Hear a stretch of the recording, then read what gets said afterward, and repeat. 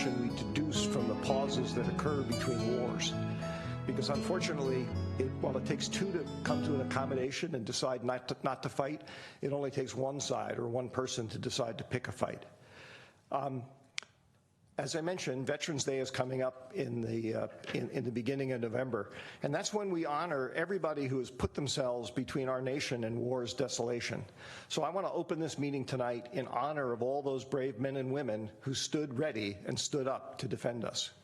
So when you say the pledge in a couple of seconds here, please remember them, and remember all the men and women currently serving in our armed services, because they are the ones who in large part made it possible for those words that we say in the pledge to actually mean something. So if you'll rise and join me in the pledge, I would appreciate it. I pledge allegiance to the flag of the United States of America and to the republic for which it stands, one nation, under God, indivisible, with liberty and justice for all. All right. Changes to the order of the agenda. Does either staff or my colleagues have proposed changes to the order of the agenda? Chair Olbert, I have one. I'd request that we move item number 11 to just before item number 10. That sounds like a good idea. So we'll do that. Thank you. And please remind me when we get there if I forget to have moved it, that we said we would move it. Any other changes? If not, we will proceed with that modified agenda. Next item is report from closed session. Greg? There's no report from the closed session earlier this evening. All right. Moving on, next item is presentations. 5A is we're going to receive a presentation on the San Mateo County Airport's voluntary noise abatement program.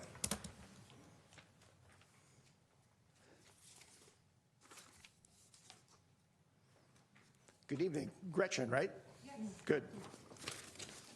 I don't read minds. They wrote it out on a piece of paper for me. So. Thank you very much. I'm Gretchen Kelly. I'm the airport manager at the San Carlos Airport and the Half Moon Bay Airport.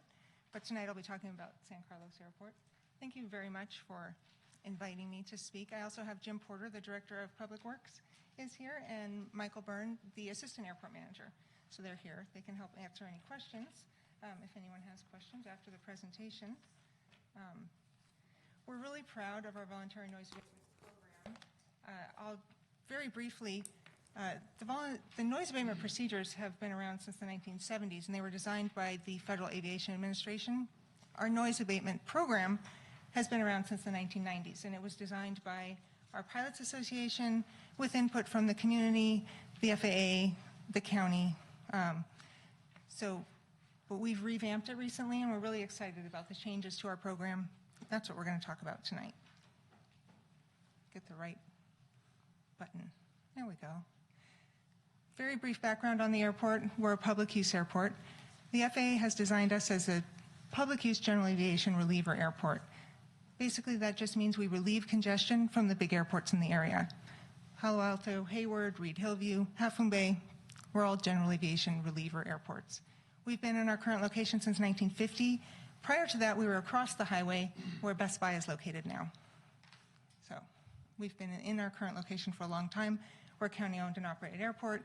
We have about 400 aircraft based at the airport, about 20 aeronautical businesses, and our annual operations and operation as a takeoff and landing range between 95,000 and 130,000 a year. So it ends up being a couple hundred takeoffs and landings a day. So we're a small airport, but we're a busy little airport. Just quickly, the types of activities we have recently. Power restoration helicopter flights. We've been having a lot of those in the last few weeks. Law enforcement, the Sheriff's Air Squadron for the county is based at the airport. We have a lot of air ambulance and medical flights. Late night organ transplant flights, patient transport, post-disaster relief, public benefit flights, things like Doctors Without Borders, Pilots in Pause. You might see on our Facebook page, we'll be posting pictures of airplanes, full of rescue dogs. We also have flight training. We have 4 flight schools based at the airport, charter flights, and a lot of our tenants use their aircraft for business-related flights. I think the stat is more than 30% of our flights are business-related. And this is what you invited me to talk about. In 2016, our County Board of Supervisors initiated the Aircraft Disturbance Study. This was in response to community concern about noise, and the aircraft disturbance study included best practice study, a review of our policies, an analysis of some operational changes, the addition of landing fees, and an FAA-funded Part 150 noise study. And I'll talk a little bit about each of these very briefly. First, the best practices management plan. So we got some experts together to help us conduct a best practice management study. And these are the outcomes. This is what happened as a result of that study, is we hired a full-time airport communication specialist. And many of you have met Davey Howard, our airport communication specialist. He's usually the one up here giving our presentations. He's actually attending a airport noise conference in Seattle right now, trying to keep up on new and emerging issues in airport noise management. We've developed community and pilot outreach programs, which I'll talk about briefly. We have launched a new noise information website, which we're really proud of, and it includes our new marketing materials, our video series, which we think is really innovative and helpful and informational, educational. We updated our airport minimum business standards, which if you want to be an aeronautical business and operate out of the San Carlos Airport, you have to meet a threshold, which we reset recently with our minimum business standards. And that was with the help of the businesses, the Business Association, the Pilot Association at the airport, a team of experts, and community input as well. We implemented the airport vector system, which is a flight management system which helps us track noise complaints, track aircraft, and also implement landing fees at the airport for charter flights. We increased our social media presence. We conducted a noise study with FAA funding, and we conducted a 6-month operational test of the Bayside visual approach. So this is just a quick snapshot of the Vector Airport system. This is a behind-the-scenes, just look at how we use it. This is a few hour shot of flights in and out. So the green is takeoff flights and the red is landing. And so if somebody calls in a noise complaint, we used to, answering machine would take the call, we would transcribe it, and we'd look it up on the internet, but we couldn't look it up for 24 hours because the flight information wasn't available on the internet for 24 hours. Then we would put it into an Excel spreadsheet and then call the person back. Well, now Vector does all that for us. It correlates, it transcribes the phone calls or takes the web form complaint, puts it into a spreadsheet, correlates the airplane flight with the complaint, graphs it for us, and finds trends for us, and then automatically gives us the information. So it's a lot more efficient. We're able to respond to people faster with better information. And it also tracks charter flights so that we can charge landing fees. We charge $75 for every charter flight that lands at the airport. And that was a community request that we implemented. This is the old noise abatement handout. So this was before we updated. And you can see it's old. It doesn't have a lot of information for pilots. It's not something that you really want to pick up and read. And it was last updated in 2006. Now, the procedures haven't changed since the 70s. The program has changed quite a bit. Our outreach has changed. But the procedures, as the community has built up around the airport, the procedures themselves haven't changed. The names have changed because the Bay Meadows racetrack is gone, so that can't be called the Bay Meadows departure anymore. Now it's called the Hillsdale departure. But the procedures are the same. This is our new handout, and I'm showing you the front page. On the back is a text telling pilots how to fly them. There's also a QR code on our new handout, so pilots can just use their cell phone, look it up on their phones, read about our procedures, hopefully before they come to the airport, so that they know how to get into the airport quietly, depart the airport quietly. But this one, it gives a lot more information. It's more, colorful. Oh, sorry, can't hear me. And this one is newer, better, more eye-catching, right? Same arrivals and departures, but it has a lot more information for pilots, and it's a lot easier to read, and definitely more modern. Now I'm going to show you a very short version of one of our fly-friendly videos. We have 11 videos in our new innovative video series. We're really proud of our video series. The video series is on our website, and pilots can watch it before they come to the airport, but you don't have to be a pilot to watch it. And it shows you, from a pilot's perspective, how to fly our noise abatement procedures. So the theory behind it is a pilot would watch the video before they come to the airport, see the local landmarks, watch how the procedure is flown, then come to the airport and fly quietly. fly friendly, right? So I'm going to show you the overhead arrival video, a shortened 1-minute version. And this is the flight track. This is an actual flight track of somebody flying the overhead arrival. So they're coming from the west, from like Crystal Springs Reservoir. And the tower is going to tell them to fly overhead the airport, report midfield at 1,200 feet, then enter a right downwind for runway 30. That's a bunch of pilot talk, right? So I'll show you the video. But this is the track that the aircraft's going to fly. And those red dots, those are put in our vector system. Those are gates. So we have gates, and then we run reports, and if an aircraft goes outside the gates, we know, and then we can send them a friendly reminder letter saying, hey, remember, we want you to fly this, not that. So this is the overhead arrival video, and let's see. I don't know, Crystal, if you have to click on it for me. Oh, okay, good. Oh, good.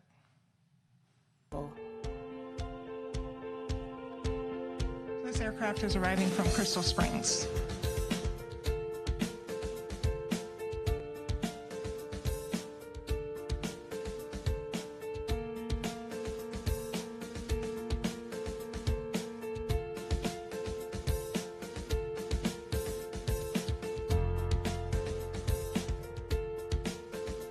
You can see the airport in the middle of the screen there. Here, we align ourselves to cross over the midpoint of the runway at 1,200. Thank you for watching the San Carlos Airport video series, Overhead Arrival. Be sure to watch the other videos in our Fly Friendly series. Have a nice day, and remember, fly safe, fly friendly. So obviously that was a shortened version of the video.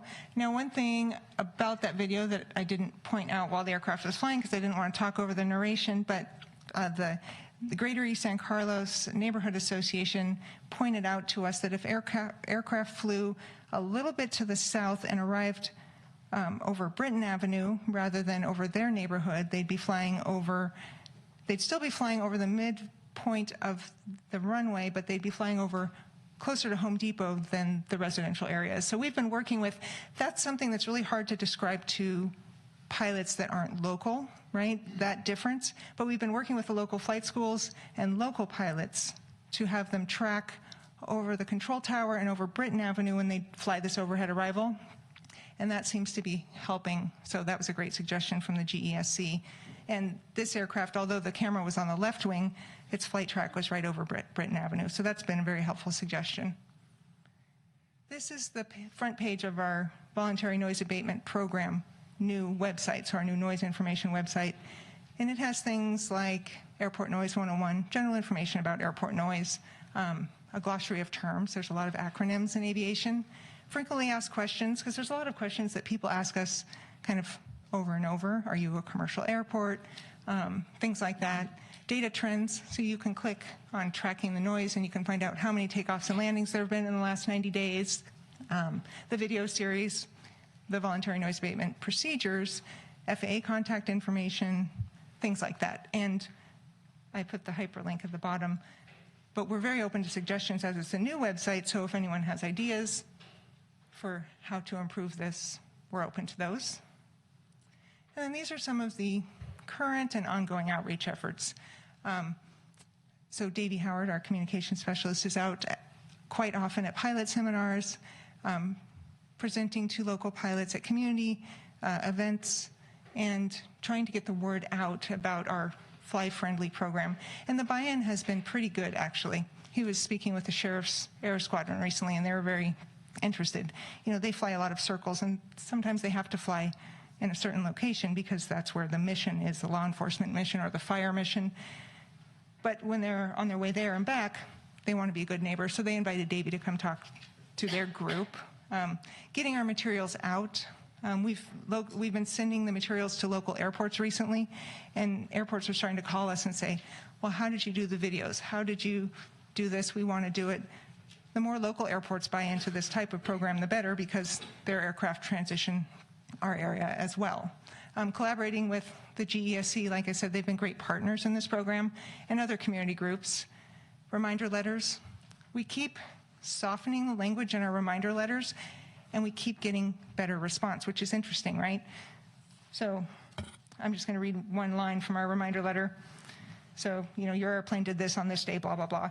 Flying the noise abatement procedures as published helps us be a responsible member of the community by minimizing our noise impact on residents who live near the San Carlos Airport, and then blah, blah, blah. And we include their flight track and a handout. And now pilots call us and say, how should I do it? Where before they used to call us angry, now they call us and say, well, how am I supposed to do it? Can I come in and talk to you? We're getting a really positive response from this tone of letter. And we're planning more engagement events where we can bring the community out to the airport, maybe let people fly simulators, fly the noise abatement procedures on the simulator, do some airport tours, and we're planning to expand our program. So we're excited about this, and we're planning to do more with the community and continue to outreach. So does anybody have any questions? Thank you, Gretchen. Absolutely. I have one public speaker card for this. If there's anybody else who would like to comment on this, I'll give them a chance to do so after we call up one. And Gretchen, if you can sit down and then come back if there are questions. Absolutely. So I have a card here from Dimitri Vandelos.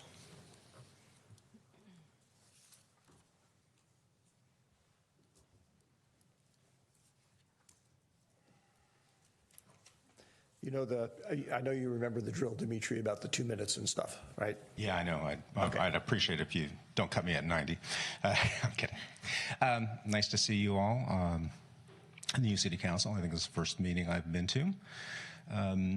I wanted to express thanks to Gretchen and the entire airport staff for working on these new noise abatement procedures. I think it's very helpful. It's been a long road. And it's taken quite a bit of time to get our points across. It hasn't always been easy, but we're really pleased that these the new site is up, that there's new training and more sensitivity to the issues that have been plaguing our neighborhood for the past 5 or so years. With that said, there's still a lot of work to be done. We're still getting helicopters flying at extremely low altitudes. There was one this evening that was about 65 feet over homes. We had a number of what I would describe as FAA violations yesterday. So these things are happening. I understand it's a work in progress. We need to keep moving forward. But there are serious safety issues and concerns, and that's been our number one issue. So as you can imagine, when you have aircraft flying at below FAA regulations over homes, it is a traumatic event. And I've had neighbors express how their children have been very fearful. And if you guys are aware, you should look at the general aviation safety statistics versus commercial air.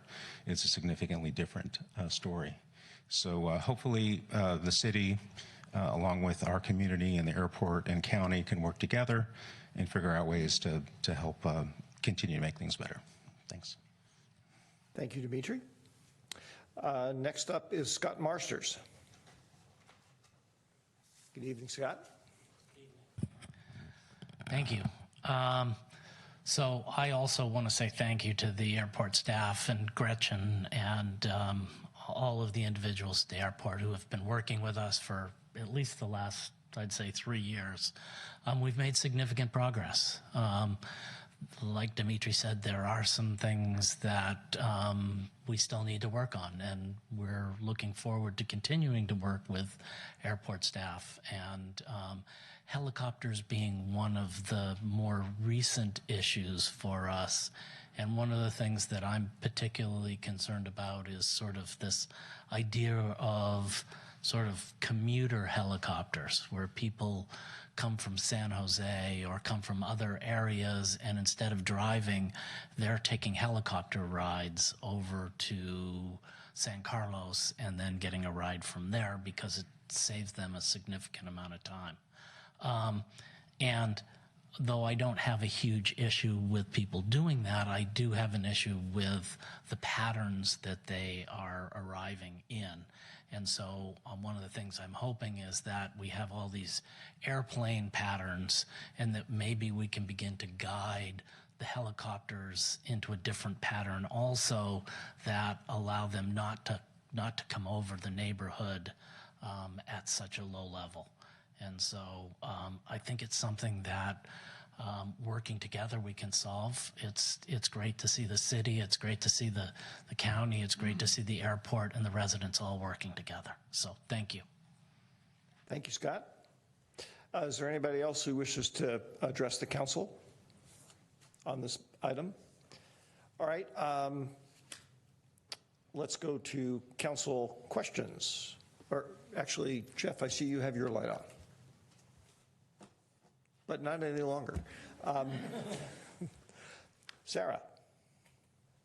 Thank you, Chair. Gretchen, I have a question for you. Thank you for your presentation. I learned a lot. I just wanted to build on the comments from our community members tonight and ask if there is a repeat. I understand the value of a friendly letter, and hopefully that changes behavior, but if there are violators who continue to do the same wrong flight pattern over and over, what happens then? So fortunately, we don't have a lot of repeat offenders. Generally, it's visiting pilots and transient pilots from out of the area. We don't have a lot. It's very rare that we even send a letter to a based pilot. It's student pilots and transient pilots generally. So if it's a student pilot, we go and talk to the flight school and let them know that, we send a letter, but we also talk to the flight school and let them know that, hey, one of your students. And our businesses take noise abatement very seriously. Generally, as soon as they get the letter, they're in our office holding the letter saying, I want to talk about this. We talk to the student, we talk to the aircraft owner, they are very proactive in responding. And it's rare, generally visiting pilots will call and say, this was really confusing. Noise abatement is hard if you're not familiar with the area, which is why we're trying to reach visiting pilots, non-familiar pilots, with our video series and our marketing materials. It's rare that people say, I just don't want to comply, right? In that case, we would invite them to come down and talk to them. Please come down to the airport, take you on a tower tour. We will take you on a tour of the airport, and then we talk to them about the seriousness of noise abatement. And for us, it is being a good neighbor, and also the future of the airport, right? Because we need to coexist with our neighbors. And generally, that, is enough for people to see that this is important. Thank you. Is that process the same with helicopter pilots, or is it different? It is the same, yes. Okay. The challenge and I think Scott's idea, I think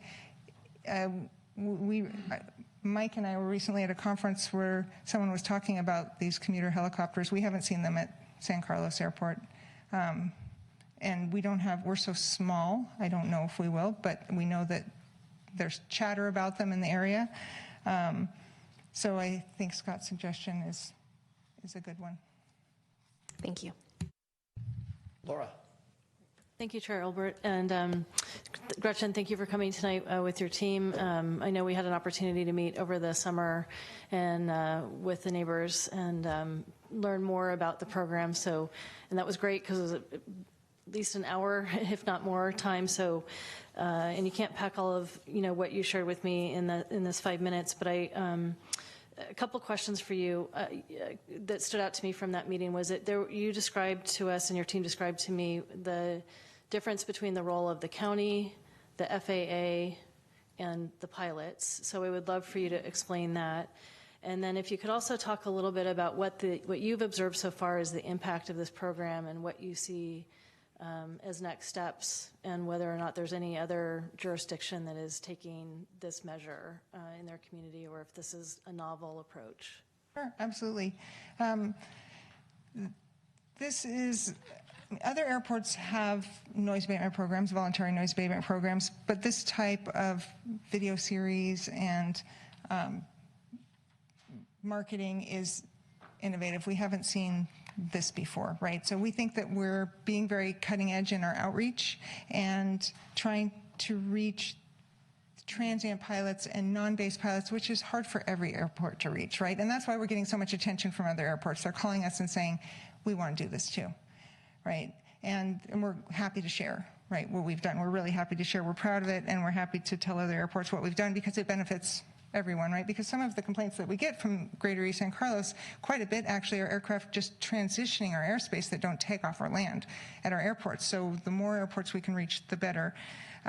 The challenge with jurisdiction is just like Highway 101 that goes through the county, right? It goes through the county, but the county doesn't have, control over who drives on Highway 101. So the county owns and operates the airport, but it's on the ground, but airspace is completely run by the Federal Aviation Administration. So the county, unfortunately, doesn't have any control over airspace. It's part of the National Airspace System.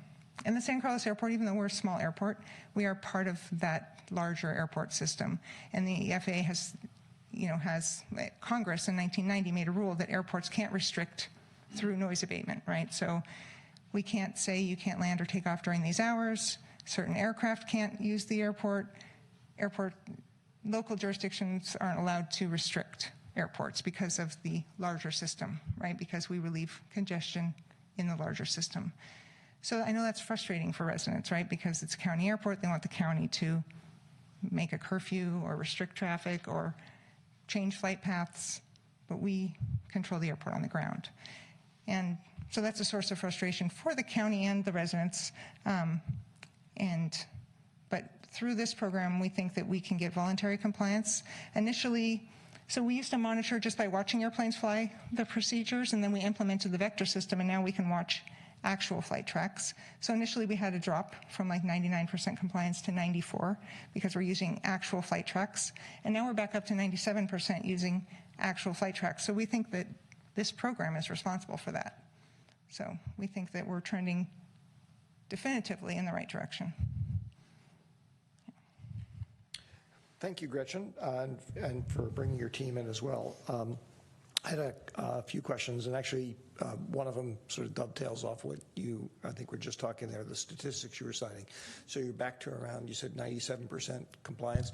That's with the voluntary noise abatement program, essentially. I didn't see on your website when you had it flashed up there whether or not that was there, but displaying that statistic might be something useful to do. That's a good idea.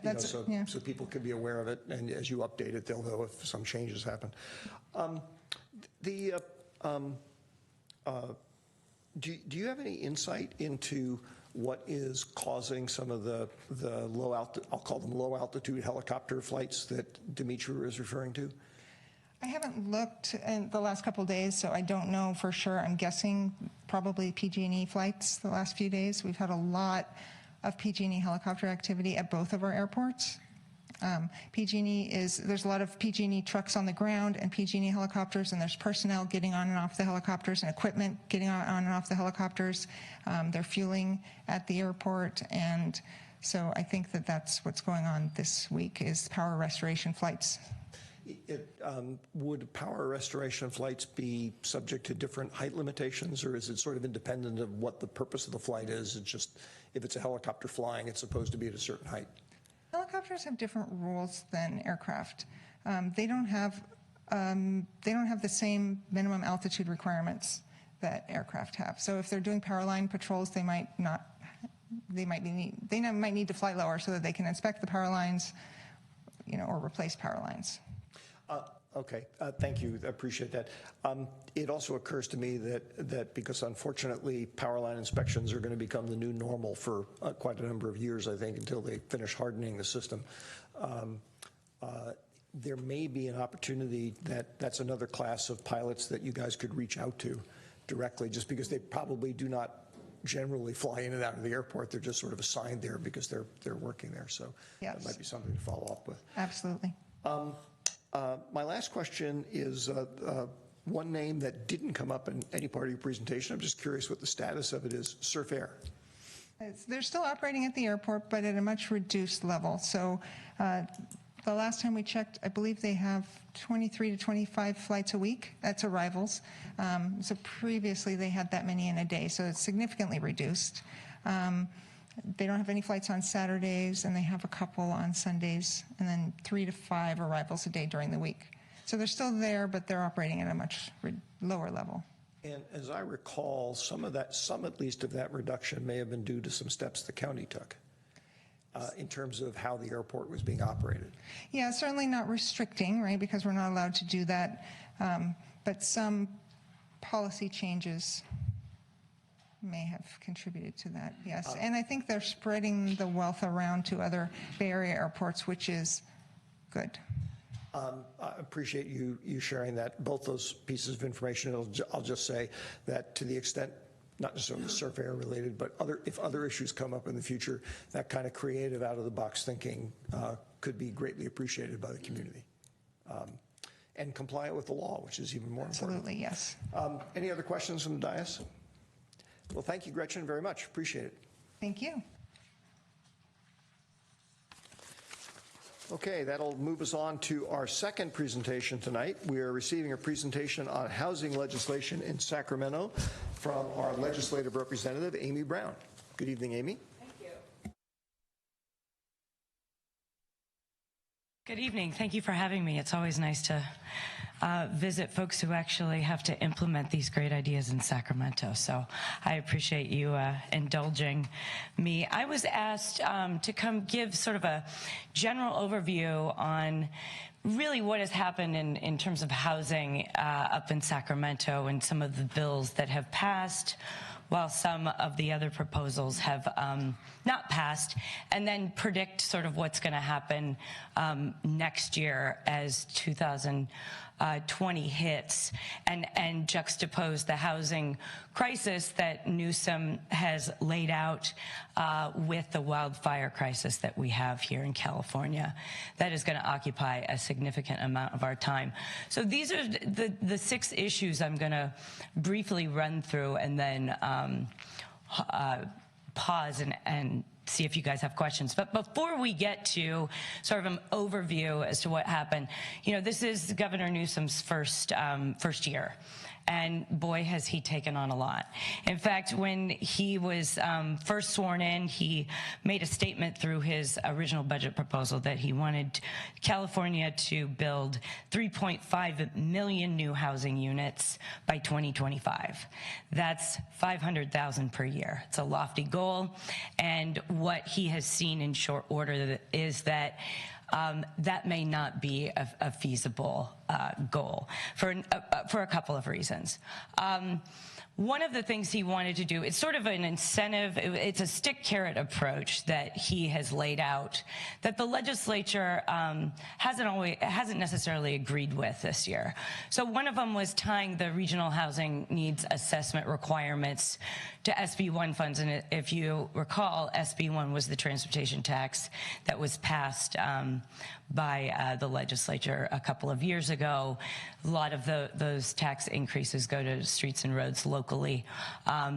There was that proposal was met with a significant amount of opposition with legislative leaders in the Capitol. So the Budget Committee members said, we passed that. It should be part and separate from any housing requirements. Let's keep the transportation projects and the housing requirements separate. That proposal died in budget negotiations this year. I indicated it's dead for now. I imagine those types of incentives or sticks will rise when the legislature reconvenes on January the 6th. And in fact, they're out right now. So the governor had until October 13th to sign or veto any bills. The legislature went home to their respective districts September 13th. And so we really have a little bit of leeway to sort of develop what is going to occur when they return on January 6th. Briefly, he allocated and the legislature approved $1.3 billion plus tax increments for low and moderate housing. He, as most of you have known, he did sue the city of Huntington Beach because they weren't producing enough affordable housing. It's a very interesting debate because, as we all know, cities don't produce housing. You can provide incentives and streamline processes, but you guys are not the ones to actually build housing, and that has been a huge issue as these issues come to fruition in the state capitol.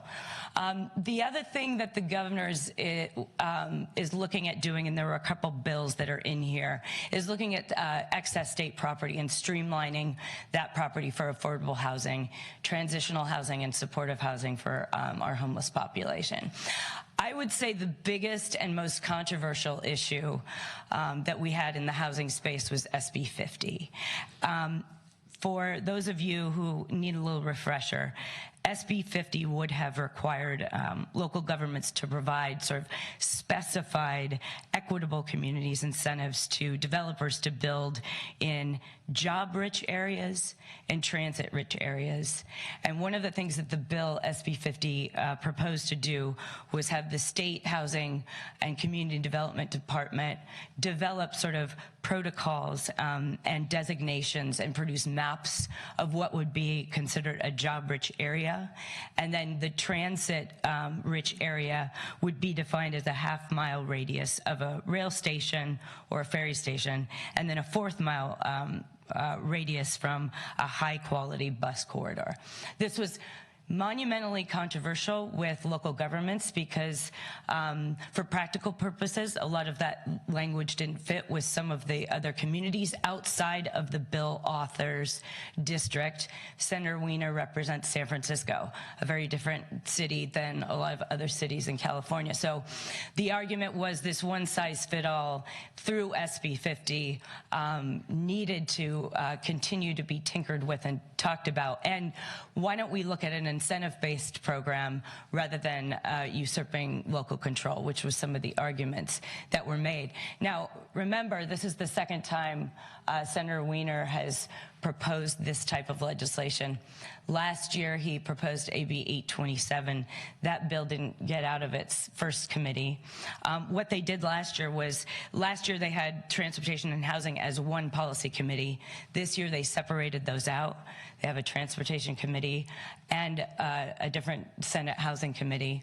The president of the Senate appointed Senator Wiener to the housing committee. So you would arguably think that would get it a little more political support, and it did. It passed the Senate Housing Committee as well as the Senate Governance and Finance Committee. Very controversial, lots of debate. When it went to the Senate Appropriations Committee, the chair, Senator Portantino, held the bill. So when I say it's dead for now, it's technically not dead because we just finished the first year of a 2-year bill cycle. So come January, we're going to hit the ground running, and SB 50 is going to be resurrected. How? We don't know. We're continuing to have conversations with Senator Wiener. I think he needs to look at what types of revisions he needs to make to that bill in order to get it passed. And he's having those discussions in the fall.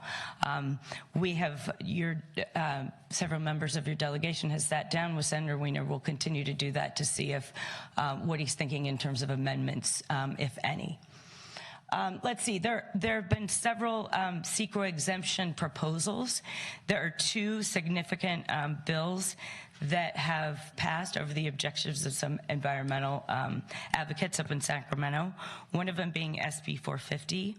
This exempts CEQA for hotel conversions and motel conversions to transitional housing.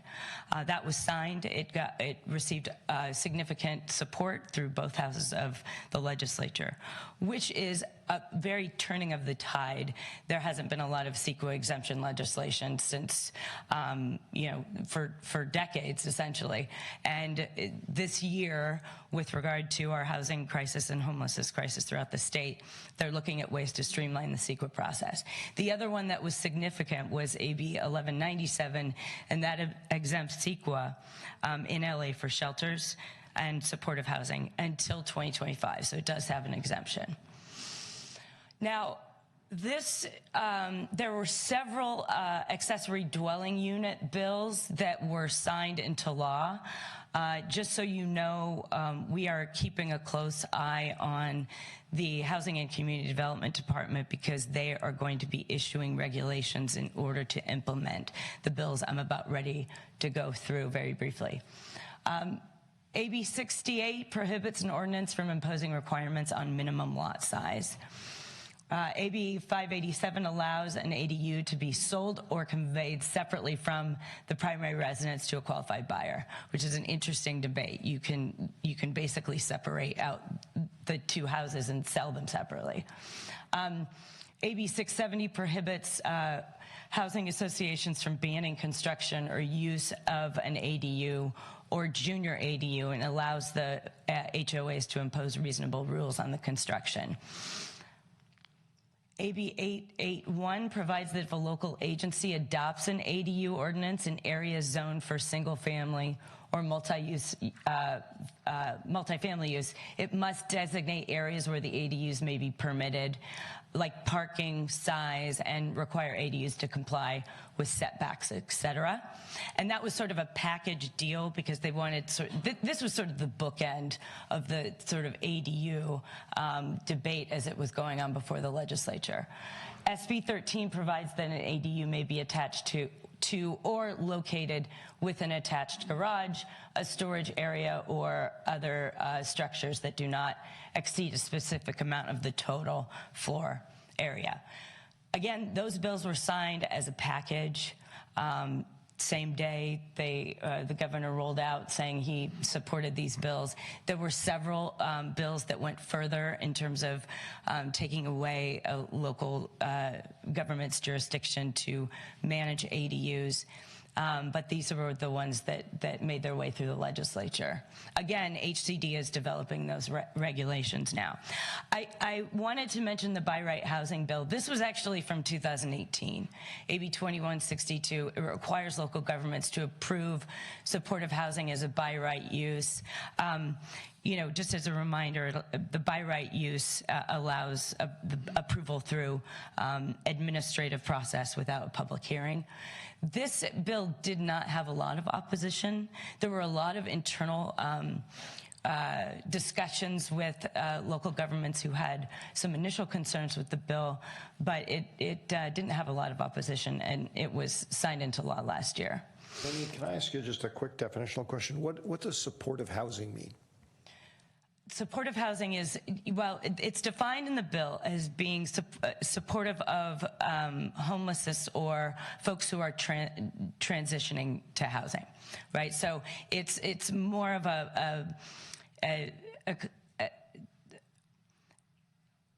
it's a development of a housing building that the local government is a part of to provide housing for those who are who have housing concerns and needs. Thank you. Local housing restrictions. Actually, this was a big bill, and there was a lot of debate on it. This went through the legislature pretty handily. It requires local governments to approve supportive housing as a by right use. It was sort of in conjunction with 2162. It expanded on that. Are we going to see more bills like this next year and the year after? I would say probably, with the caveat that folks are really in Sacramento front and center on dealing with these wildfires and what to do about the independent utilities, et cetera. Like the other thing as it relates as we move into 2020 that the council and members of the community should know is as we go through these wildfire issues, one of the things that is going to come up, which is an interesting juxtaposition to all of this, is there is some initial talk about, do you limit housing development in high fire-prone areas? So that may, in fact, kind of trickle into legislation as they deal with things like inverse condemnation and others. But next year, as we hit the ground running, wildfire legislation is going to be front and center. And I do think that there is still going to be the housing component to it as well. Surplus public land we've talked about. The last bill I wanted to put on your radar screen is the rent cap. AB 1482 places an upper limit on annual rent increases by 7%, plus the inflation up to a maximum of 10% for housing that's over 10 years old. Landlords must state a just cause for any conviction, and landlords with 10 or fewer rental properties are exempt. This is retroactive to March of this past year because they included that amendment because the author of the bill and the supporters of the bill didn't want to create a situation where landlords rush to increase exponentially rent in certain instances before this bill takes effect. And that is what I have for you today. Thank you, Amy. If you'll just hang on a split second, I'm going to poll the audience if anybody has or wishes to address the council on this matter. I don't have any speaker cards for it, but please come up. We do have a speaker card. So if you could give that to Crystal and David. I know you know the drill about the 2 minutes. I'm just sort of generally struck about sort of the optics of San Carlos's what appears to be a rather combative approach to the affordable housing debate in Sacramento. And I'm curious how many other communities have their own lobbying effort in Sacramento, how effective the approach has been for us, for other communities. One example, the talk about ADUs, the county is tracking the legislation, putting together model ordinances for cities to adopt. So there's really no need for us in San Carlos to monitor that directly. One of the bills I noticed, 1763, that it wasn't mentioned this evening, was passed this year. It's about a density bonus for fully affordable housing, which might be really helpful for us in San Carlos, especially along El Camino. And the only opposition letters that I saw against that bill were from Beverly Hills, Ensenada, and San Carlos. And so I'm just kind of curious how we want to come across and the effectiveness of our sort of taxpayer dollars towards this effort. Thank you. Thank you, David. Is there anybody else who wishes to address the council on this item? Okay, seeing none, will anybody have questions? Ron, I see your light's on. Thank you, Chair Albert. Thank you, Amy. Boy, you really distilled a lot of information into a very succinct presentation. I do have just a few questions. You said that SB 50 was held by, I guess, the leader of the committee or Yes. the leader? Yes. So I think I know what it means, but does whoever's in charge here, when they say hold a bill, he just says, I'm going to stick this thing on the shelf for now? It's a really good question. So let me get into the suspense file. So this is the Appropriations Committee. If a bill is introduced that has some sort of fiscal implication, it goes to it is referred to a certain policy committee based on that subject matter. And then it is referred to the Appropriations Committee. Both Assembly and Senate have an Appropriations Committee. If there is a price tag determined to be over $150,000, which is a real low threshold, it goes into what is called a suspense file. And what happens is that once all the bills that are slated to be heard in, let's take Senate Appropriations Committee, for example, those bills are put into a suspense file, and then there's some determination based on the state revenues coming in whether or not the state of California can afford all of these policy bills with fiscal implication. Now, as you know, a lot of politics come to play, right? And this gives the chair of those appropriations committees a lot of power in determining what bills come off of suspense, meaning they will pass the Assembly or Senate Appropriations Committee and go to the floor, or if they're held on suspense, or the other term they use is held under submission. And if that's the case, the bill isn't up for a vote. It stays there, and it is, if it's a second year of a 2-year bill cycle, it's dead, and they have to reintroduce it.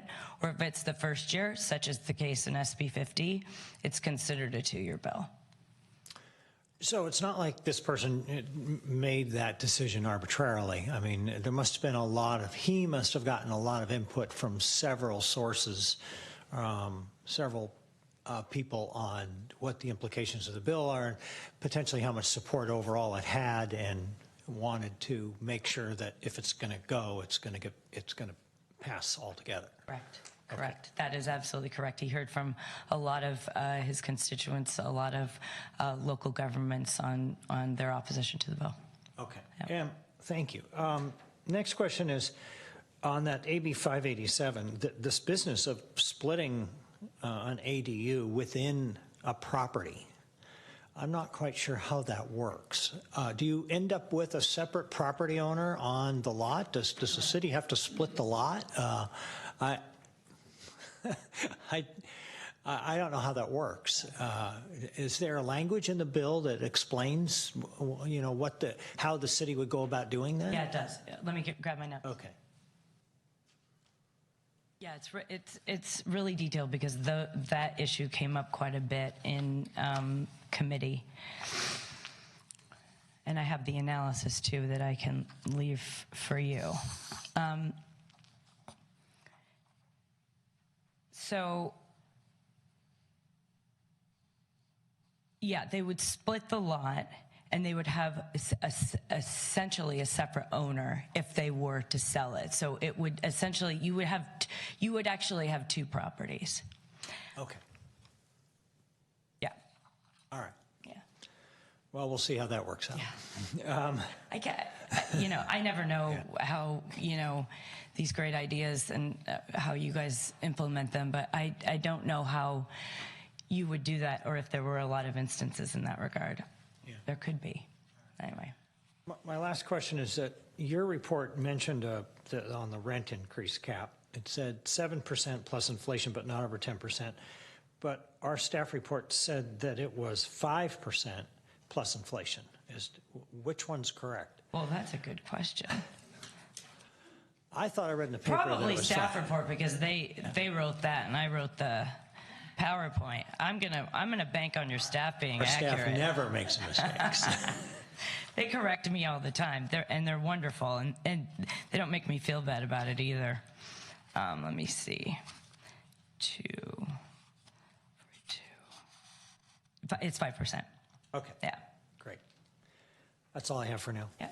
Thanks. Laura. Thank you, Amy, for your presentation. Really appreciate it. With respect to all the proposed legislation on ADUs, what mix do you think of those will actually go through? Because it is clearly a very hot topic. Many communities view this as a low-hanging fruit, and I heard, and I won't be able to name the source, but that if 15% of homeowners in the Bay Area were to build out an ADU, that could resolve our housing crisis in the Bay Area. So the magnitude of it is quite impressive. Where do you think this is going to go with respect to ADUs? Well, it depends on who you talk to, right? The authors of these bills, I think they want to continue to give more affordances to the building of ADUs.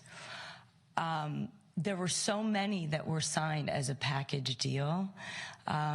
Some legislators believe that they've, done that and they're going to move on and let's deal with something else. You can't, there will be, those bills that didn't make it to the governor's desk and the ones that he either vetoed or they didn't make it past both houses, they will be reintroduced. The question is whether or not there's the appetite to do that after, the handful of bills that were signed. That remains to be seen. But we will see those bills reintroduced next year, and maybe even more. Yeah. Thank you, Amy. I had just a few questions. AB 881, which you talked about, if a local agency adopts an ADU ordinance, they must designate areas where ADUs may be permitted. I just wanted to double check. I perhaps was under the mistaken impression that the change in the law was such that cities could not ban ADUs, just period. And on certain conditions, yeah. On certain conditions. Yeah, and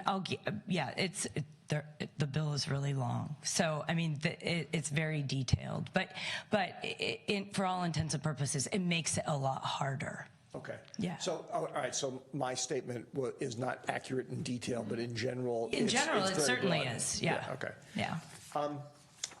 The other questions I had actually are sort of more speculative, meaning I'm just curious if either they're currently perhaps ideas being thought of or returned to or a new one.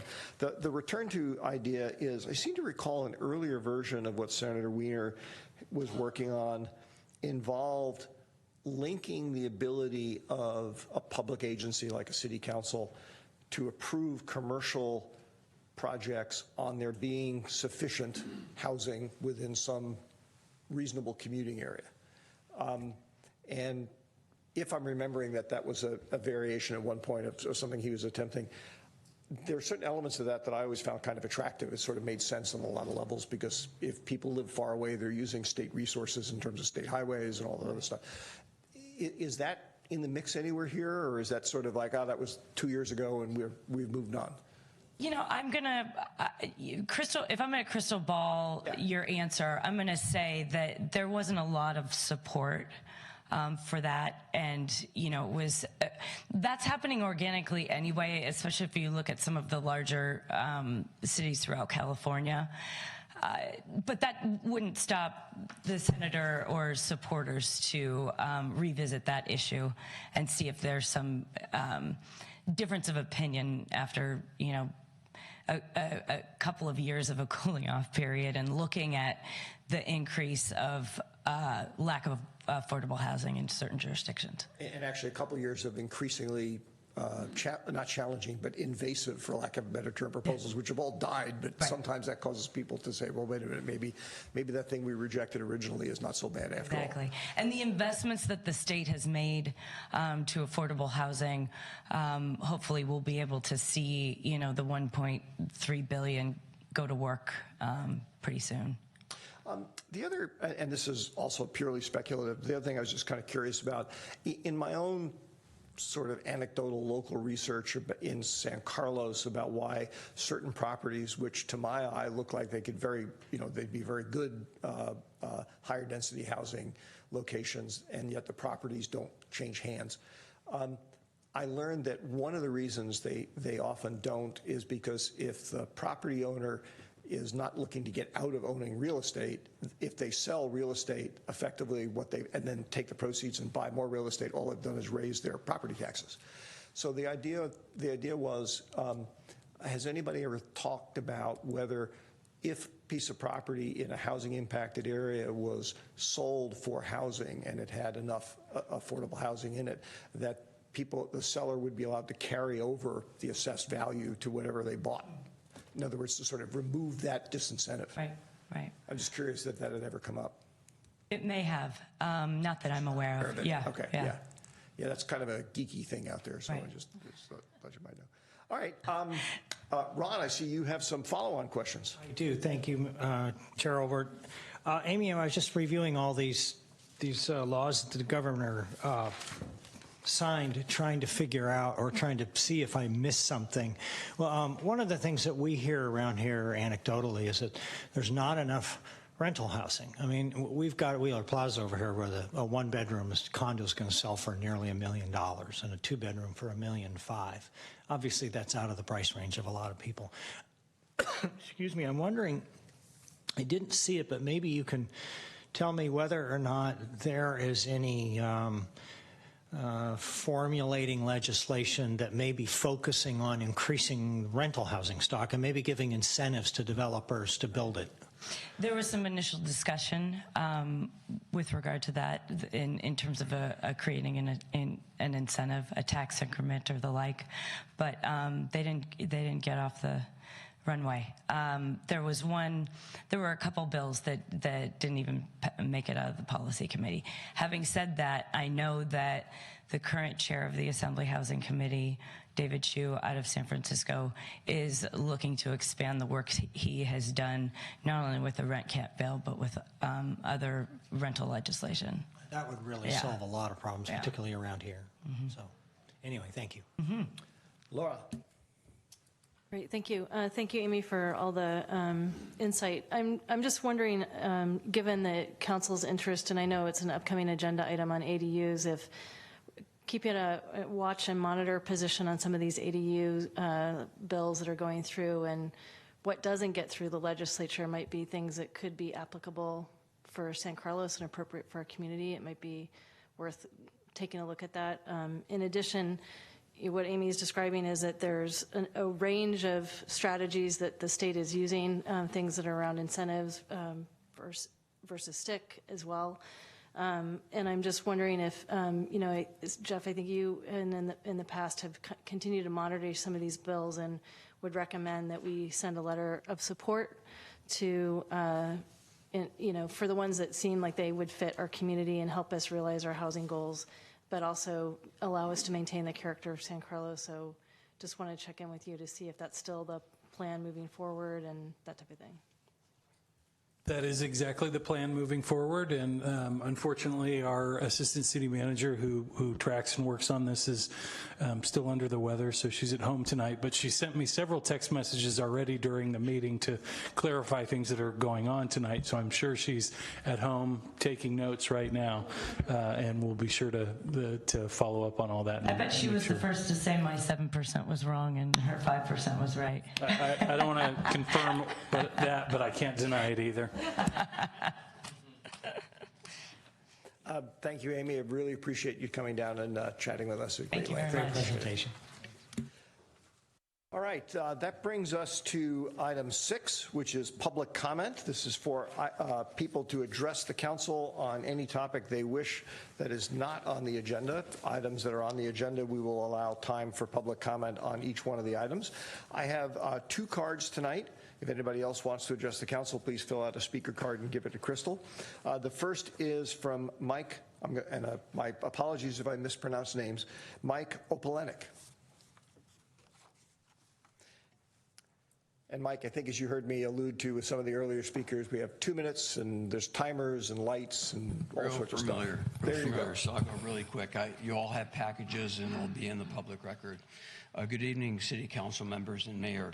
After many attempts to meet with the City Manager, City Attorney, and other authorities, and receiving no response, I'm here to brief you on unethical activity in the building department, as well as the city's electronic reporting system failures that invite identity theft.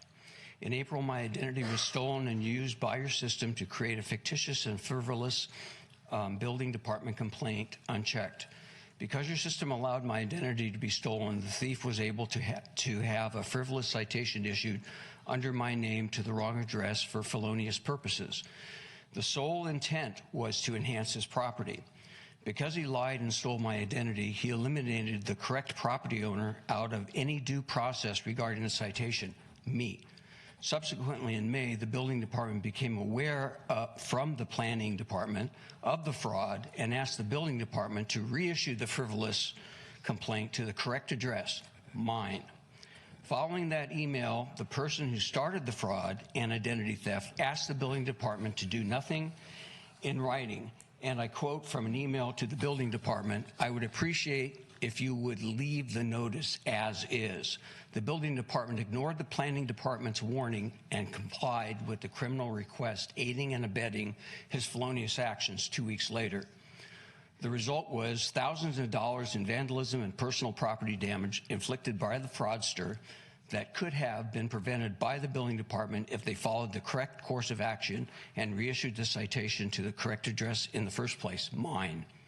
To make matters worse, the building department, in trying to cover up the huge blunder and criminal involvement, issued me a citation to clean up the mess that they and the fraudster created in the first place. I would like to have a meeting with a city council official, chief of police, city attorney, Mr. Rubens, to get this matter resolved in a quick and expeditious manner. Thank you much for your time. Thank you, Mike.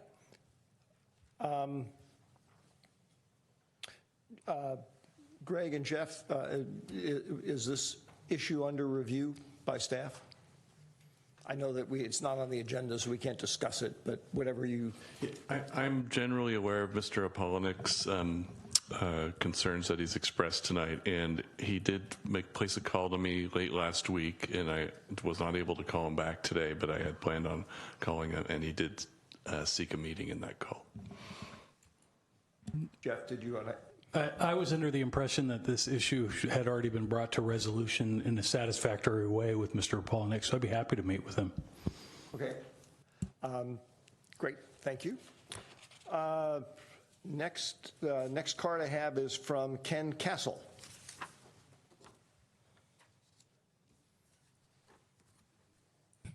Good evening, Ken. Good evening, Mayor and Council. I'm here to talk about the topics of the day, wildfire, and the Transportation Circulation Commission. I had the opportunity to attend the study session recently with the TCC. This was an interesting event because there was a moderator that asked the commissioners to set forward their key issues that they would like to pursue. It was a rare quorum of the group. I think that's because 2 new members are on board.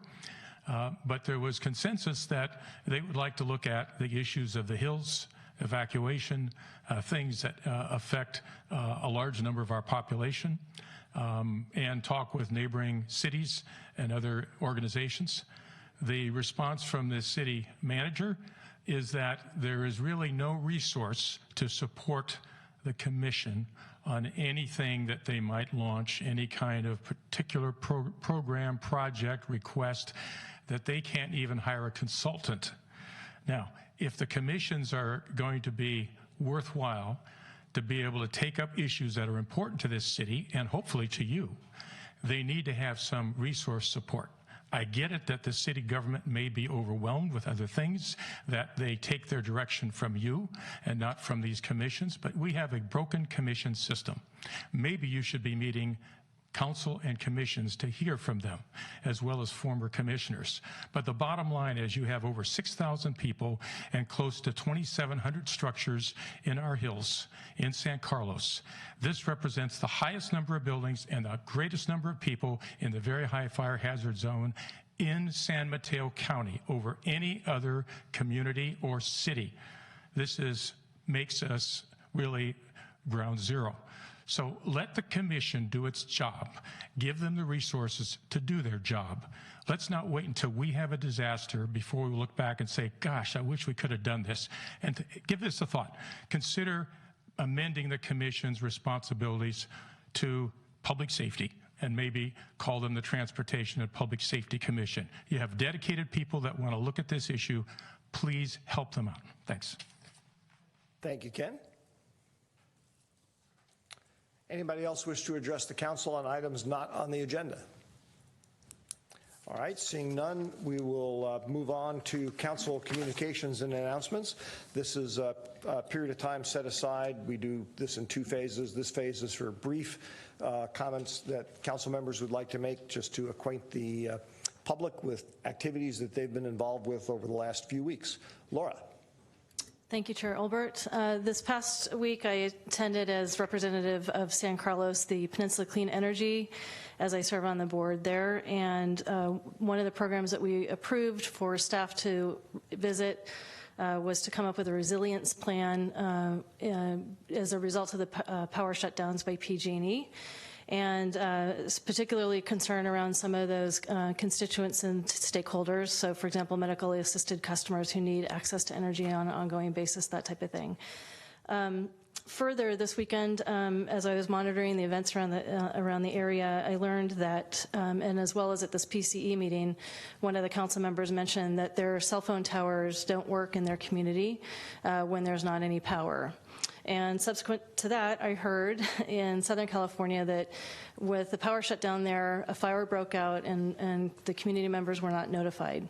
So I would, this is concerned, right, because safety is one of our key charters, and I would like to just request of staff and council that we consider having an expedited community meeting where we get community input. These power shutdowns have occurred 3 times in the past 2 weeks, and there's another one planned for tomorrow, and I don't know that we fully appreciate the implications. And I would like us to try to understand from the community what their experiences are and hear from our staff and stakeholders, fire department, that type of thing.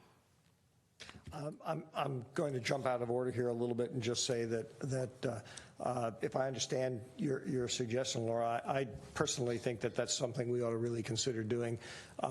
You know, this is an opportunity to learn from something that's going to unfortunately be the new normal for our area, and basically provide a forum not only for us to hear from the community, but for us to do a little brainstorming to give staff some direction on things that we'd like studied. You know, the issue of disasters coming up and community members not being able to communicate with the service providers that they need to get help from is critically important nowadays, and it's a very different world than it was 30 years ago when everybody had landlines, because landlines basically work under almost all circumstances.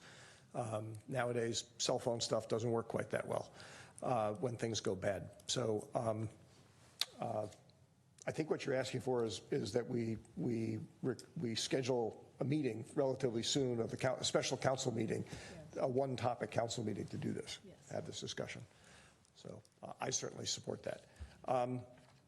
Greg, is that something that we would, I guess we don't have a agenda topic item on this agenda because there was nothing else submitted separately. Is that something we need to, even as a special meeting, put on the agenda for the next meeting and then have it scheduled afterwards? Or if there's enough interest from the council, can we just give staff direction to set up a meeting? The protocol that you've set up is in order to agendize something, is that you're going to put it on the agenda. But there is, I mean, as I mentioned in my memo, you can instruct us, but that doesn't give you the flexibility to flesh out exactly what you want. So if you just say agendize a special meeting, we would not have as much guidance as we'd have if you put it on your next agenda and you could flesh out exactly what issues you want us to discuss. So that's, but you could tell us to set up a meeting and talk about general fire safety issues and the impact on the community. Which I appreciate your explaining that. I think that's actually what I heard Laura say, and that would be sufficient for me. Personally, I don't want to put words in Laura's mouth or anybody else's mouth. So, yes, Adam. Just ask a clarifying question on that, because what I heard, maybe I misheard, I heard Laura talk about a community meeting, and then Mark, Chair Olbert, you mentioned a council meeting. So I just want to understand, make sure we're all on the same page on that. So when I talk about community meeting, what I'm talking about is getting input from the community. Part of the concern I have about these power shutdowns and what we talked about at PCE is just the fact that we don't really know what the unintended consequences are of PG&E shutdowns, right? And there have been multiple of them, and with the fire breakouts and that type of thing, I'm just very concerned about the impact that their decision is having on our community and the risks associated with that. But I can't begin to imagine what some of the challenges are that our community is facing without hearing from them. So what I'm just looking for is an element where we invite the community in who's gone through this, right? Parts of our neighborhood have had power shutdowns and parts of it haven't. So I wasn't in the area that was with a power outage, right? So I just think opening up that avenue of dialogue. Right. I guess I'm just not clear whether you would want, you're suggesting a community meeting like we did with the fire safety meetings, or whether you're talking about, Chair Olbert talked about like a special city council meeting to hear from that. So I just want to understand kind of what we're proposing and talking about. I think what I'm hearing Laura say, and Laura, you correct me if I'm wrong, is that you're asking for a special council meeting, single topic, to talk about the topic as you described it, and like any council meeting, the public would have an opportunity it's almost like a study session. The public would have an opportunity to come in and talk to us. Yeah, whatever gets us there the most efficient way. So if it's a special council meeting, I don't think I'm talking about doing a workshop like we're doing with Homes for All or that type of thing, right? It's just to be able to have a focused discussion on this issue. Does that make sense? Does that answer your question? That's fine. I get where you're coming from. No, I get it. Okay. That's fine. So if I can interpret that, I think I have enough to work with in terms of an agenda item there. And basically it would be, next available agenda spot, either at the next council meeting, or if the next council meeting is too full to accommodate an item of that size, then schedule a special meeting of the council within the same time frame. So I'll take a look at the agendas tomorrow with the exec team, and we'll figure out the best way to get this to you as soon as possible. Despite the fact that I personally support what you just said, I want to double check something. So far, I've only heard 2 council members say that they'd like to do that. So is there anybody else? If otherwise, Would like to do that, yes. All right. Then thank you, Jeff. Who else would like to make some comments about what they've been up to? Or Laura, were you not finished? You may have other things. I think that's enough for one night. Thanks. I don't know. I always hear from this side a lot, so. Ron, did you have? Yeah, thank you, Chair Olbert. I just had one item. I went to the local policymakers task force meeting last Thursday. We meet once a month. We had a report on high-speed rail updates, as well as electrification. And I'd like to just alert the public that there will be a workshop on November 21st in Half Moon Bay from 9 to 1. And this is specifically going to be about not only the long-range service vision for Caltrain, but also it's an organizational workshop to look at the entire structure of Caltrain and whether or not it should remain part of the San Mateo County Transit District or become a separate entity. It is a meeting that promises to be full of a lot of interesting viewpoints on it, and it will be open to the public. Thank you, Ron. Adam? Two quick things to mention. One, Councilmember McDowell and I attended the Council of Cities meeting, dinner in Foster City on Friday, and we was at a company called Zoox, which is building autonomous vehicles. Sort of they try to compete with Uber ultimately in terms of a autonomous vehicle for transportation, which was kind of cool to see some of their prototypes. And then secondly, I did go to Assemblymember Mullen had some of the new voting machines out and had a demo on that, which was interesting to see the sort of more electronic voting machines with paper ballots afterwards. Just want to pass that on. I think there's be interesting to see as they start getting implemented. Were you able to figure out how to hack them? I did not try. Good. Sarah, did you have anything you wanted to add? Nothing to add tonight, Chair. Okay. Thank you. I just had one thing to mention, which is that yesterday, Laura and I had an opportunity to attend a fundraising effort of an organization called One Step Beyond. This is a not-for-profit, originally started in Arizona. It's expanding into San Mateo County and into more broadly into California. Their mission is a very interesting one, and I think a very significant one, which is to provide services and support for adults with various kinds of cognitive disabilities. And this is an organization that had applied for a grant under the city's philanthropic donation program. And Laura and I sit on that subcommittee, and we approved their grant because we thought it was a good thing that they were trying to do. But I really encourage folks. I learned a lot more about the organization than I did from their application. And I encourage folks to consider it if you have children or relatives that have cognitive issues that need to be addressed as adults. And if it's something that falls within your wheelhouse that you might be willing to support, I think it'd be wonderful to see people support them financially, because one of the things that struck me was their primary mission, or the way they do their mission, is by creating community. They create a place where people with cognitive disabilities can feel that they are part of a community, honestly part of a community.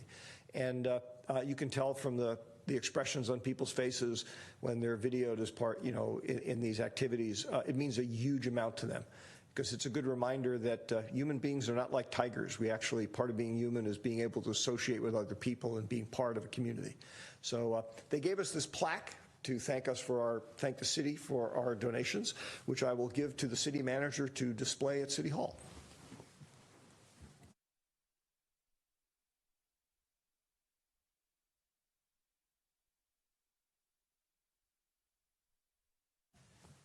All right, that brings us to the consent calendar. These are items that the council typically votes on en masse without discussion, although any council member can ask to have an item pulled for separate consideration. Is there a motion to approve the consent calendar, or are there items that a council member would like to have pulled for separate consideration? Chair Olbert, I will move to approve City Council consent calendar items A through F, and item G, adopting ordinance number 1555, an ordinance of the City Council of the City of San Carlos amending San Carlos Municipal Code Chapter 2.24, commissions. Is there a second? Second. There is a second. Crystal, would you please call the roll? Councilmember Collins? Yes. Councilmember McDowell? Yes. Councilmember Parmer-Lohan? Yes. Councilmember Rack? Yes. And Chair Olbert? Yes. All right, the consent calendar passes. That brings us to item 9, public hearing. First one, 9A, is consideration of adopting ordinance 1553, amending San Carlos Municipal Code Chapter 15.04, technical building codes, to adopt the 2019 California Building Code Series. Good evening, Al. My recollection, if I'm recalling correctly from talking to Jeff, this is exactly the same item that was at the last meeting, but state law requires that we actually act on it twice and not put it on the consent calendar the second time. Is that correct? That's correct, Mr. Chairman and members of the City Council. So I'm prepared to leave it open to your questions, or I could provide a brief presentation, so it's really up to you. We do have a number of individuals here this evening that can answer your questions. We have someone from the fire department, we have our senior building official, and we have one of our plan check consultants here this evening. Thank you, Al. Looking at my colleagues, do you wish to get a recap of the presentation, or if not, if there are specific questions that people want to ask, we can simply move directly to that, and if there are not, we'll move past that as well. Ron, it looks like you have a question. I do have a question. I think we all got an email from a resident questioning whether or not these building codes affected commercial construction in the future, and I think I know the answer, but I just thought it might be good to state, to have that stated for the public record. Is it true that all of these building code improvements imposed by the state will apply both to residential and commercial projects? Yes, they do. Both. I wanted to know. Yeah. All right. Any other questions from the dais? Is there any member of the public that would wish to address the council on this? If not, I will entertain a motion to close the public hearing. I move to close the public hearing. Second. There's a motion and a second. Any discussion? Hearing none. Crystal, would you please call the roll? Councilmember Parmer-Lohan? Yes. Councilmember McDowell? Yes. Councilmember Olbert? Yes. Councilmember Collins? Yes. And Councilmember Rack? Yes. All right. The public hearing is closed. I will entertain, if there's no further discussion, I will entertain a motion on the item. I'll read it. Now remember, you have to do this all in one breath. Bong. Okay. I I move to adopt Ordinance 1553, an ordinance of the City Council of the City of San Carlos, amending the San Carlos Municipal Code, Chapter 15.04, Technical Building Codes, to adopt the 2019 editions of the California Administrative Code, California Building Code, Volumes 1 and 2, California Residential Code, California Electrical Code, California Mechanical Code, California Plumbing Code, California Energy Code, California Historical Code, California Existing Building Code, California Green Building Standards Code, California Referenced Standards Code, 1997 Uniform Security Code, the 2018 edition of the International Property Maintenance Code with amendments and modifications, and Safety Assessment Program SAP placards. Is there a second? Second. There's a motion and a second. Any comments? Oh, excuse me. Any member of the public wish to address the council on this item? I don't. Okay. Seeing none, is there any discussion or commentary from the dais? Mr. Chair, I'd just like to say, after hearing Sarah read that motion, now you know why I chose the motion with the shortest number of words. Well, we're just going to have you do the next one then, Ron. Crystal, would you please call the roll? Councilmember Obert? Yes. Councilmember Palmer Lohan? Yes. Councilmember McDowell? Yes. Councilmember Rack? Yes. And Councilmember Collins? Yes. Okay, the motion passes. That brings us to item 9B, the second of our two public hearings, which is consideration of adopting Ordinance 1554, adopting the 2018 edition of the International Fire Code with the 2019 California Fire Code amendments. Good evening again, Al. Good evening, Mr. Chairman, and I'd just like to say the same thing basically as the last. We have Nicole Stoney, our Deputy Fire Marshal, who's available to answer questions and we have Robert Lord, our Senior Building Official, here as well, and Donald Zauer from West Code Consultants, and that concludes my presentation. Are there any questions or comments from the dais? Is there any member of the public who wishes to address the council? Then I'll entertain a motion to close the public hearing. I move to close the public hearing. I second. There's a motion and a second. Crystal, would you please call the roll? Councilmember McDowell? Yes. Councilmember Rack? Yes. Councilmember Collins? Yes. Councilmember Obert? Yes. And Councilmember Palmer Lohan? Yes. Public hearing is closed. Any comments or discussion from the dais before we move something? Would somebody like to move something? I know, Ron, you were really waiting literally with bated breath to do this. I move to adopt Ordinance 1554, an ordinance of the City Council of the City of San Carlos, amending San Carlos Municipal Code Section 15.040.110, California Fire Code, to adopt the 2018 edition of the International Fire Code and the 2019 CA Fire Code, including all adopted standards as specified prescribing regulations governing conditions hazardous to life and property from fire, hazardous materials or explosion, and for providing this fire safety inspection process for hazardous users or operations, and establishing a Bureau of Fire Prevention, San Carlos Fire Ordinance. Is there a second? Second. There's a motion and a second. Any member of the public wish to address the council? Seeing none, any comments or further questions from the dais? Crystal, would you please call the roll? Councilmember Rack? Yes. Councilmember Obert? Yes. Councilmember Palmer Lohan? Yes. Councilmember Collins? Yes. And Councilmember McDowell? Yes. That motion passes as well. Crystal, I have to ask something. I just noticed, do you refer to me as chair if I'm the last person in the order? I think I usually do it as council member. That was just a slip. Okay, I was just curious. I thought I detected a pattern. That's okay. All right, that brings us to, remember, we're going to take item 11 before we consider item 10, A, B, and C. So this is additional council communications and announcements. Does anybody have additional comments they wish to make? Well, I'm going to make one. I'm hoping that I get to do this next year. I'm not going to do it next year, but on Saturday was my mother-in-law's 99th birthday, and I'm going to ask for a proclamation next year on her 100th birthday. So that sounds perfectly reasonable. Assuming she's still with us, and there's nothing wrong with her right now. So I'm pretty sure she will be. Any other comments or reflections? Any comments or reflections from staff? All right, that completes item 11. That brings us back to item 10, new business. We're going to do 10A, consideration of adopting a resolution approving the updated salary and benefit resolution for the management group for the period July 1st, 2019 and through June 30th, 2021.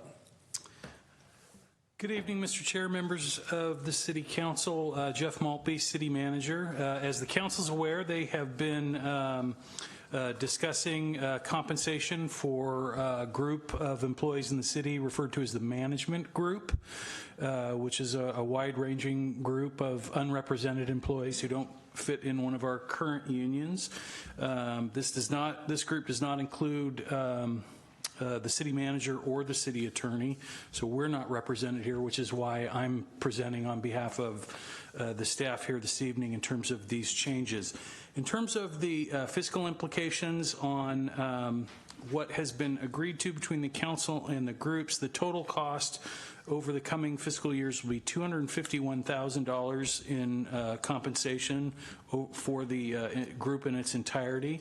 The terms of the salary and benefit resolution will be 2 years from July 1st, 2019 through June 30th, 2021. Will include cost of living adjustments that are effective July 8th, 2019 and July 6th, 2020 of 3% respectively in each year. There are four positions that will be receiving equity adjustments based on market surveys. Those positions are the Assistant City Manager of 2.5%, City Clerk of 2.55%, Parks and Recreation Director of 2.65%, and a Senior Management Analyst of 4%. In addition to that, the other significant monetary change in the salary and benefit resolution will be that effective January 1st of 2020, the city will begin providing a matching contribution into deferred comp of a maximum of $400 a month. Those issues there reflect the majority of the changes in the salary and benefit resolution. There were some other tweaks and legal language modifications, but these were the primary compensation elements to the agreement. I'd be happy to answer any questions the council might have. Jeff, I'm going to jump in here just with two questions. One is, would you define for the benefit of the public what you meant by equity adjustments? Market-based salary compensation increases. So it's where a position is earning noticeably less than what comparable positions in other agencies. That's correct. So if we survey, which we do, comparable cities to San Carlos and San Mateo County, and then you look at the median of the total compensation paid to those positions, the council's direction is to try to keep our staff at the median level. So these positions, when surveyed, were up to that 4% below market. And my second question is, one of the, and I'll have to define the term here too, one of the metrics that is sometimes used to communicate the overall impact financially of a revised agreement is what's called total compensation increase, which sort of subsumes everything, all the dollar-related things into a pool and says, what's the percentage increase versus where we are today? That's correct. Do you have information that you could share of what that approximately is expected to be over the term of the contract? I must have missed an element of that question. The total compensation increase. Oh, total comp? Yes, in terms of percentage the, terms. In a percentage terms, it is, gosh, let me remember correctly. I think in total percentage terms, it was about, for this group, 3.9%. Okay, thank you. Any other questions from the dais? Is there anybody in the audience among the public who would wish to address the council on this item? Seeing none and seeing no questions from the dais, we'll entertain a motion. Chair Olbert, I will move that we adopt a resolution 2019-8 86. 86, a resolution of the City Council of the City of San Carlos approving the updated salary and benefit resolution for the management group for the period of July 1, 2019 through June 30, 2021. Is there a second? I'll second.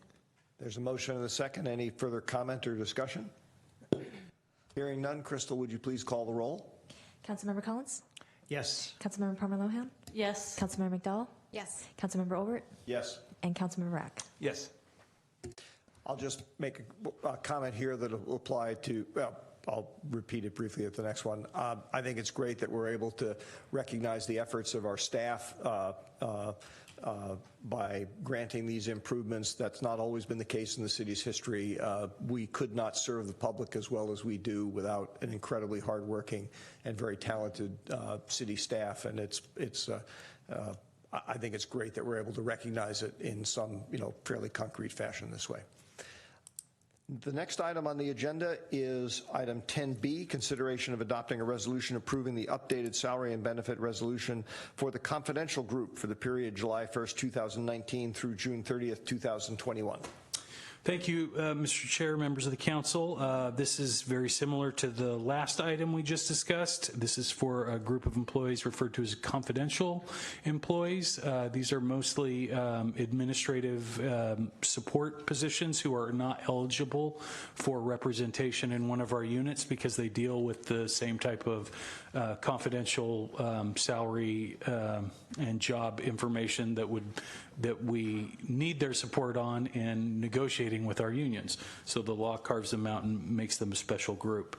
This group, the total compensation increases for the coming years would be $73,000. It represents approximately 3.9% again of total comp for the coming years.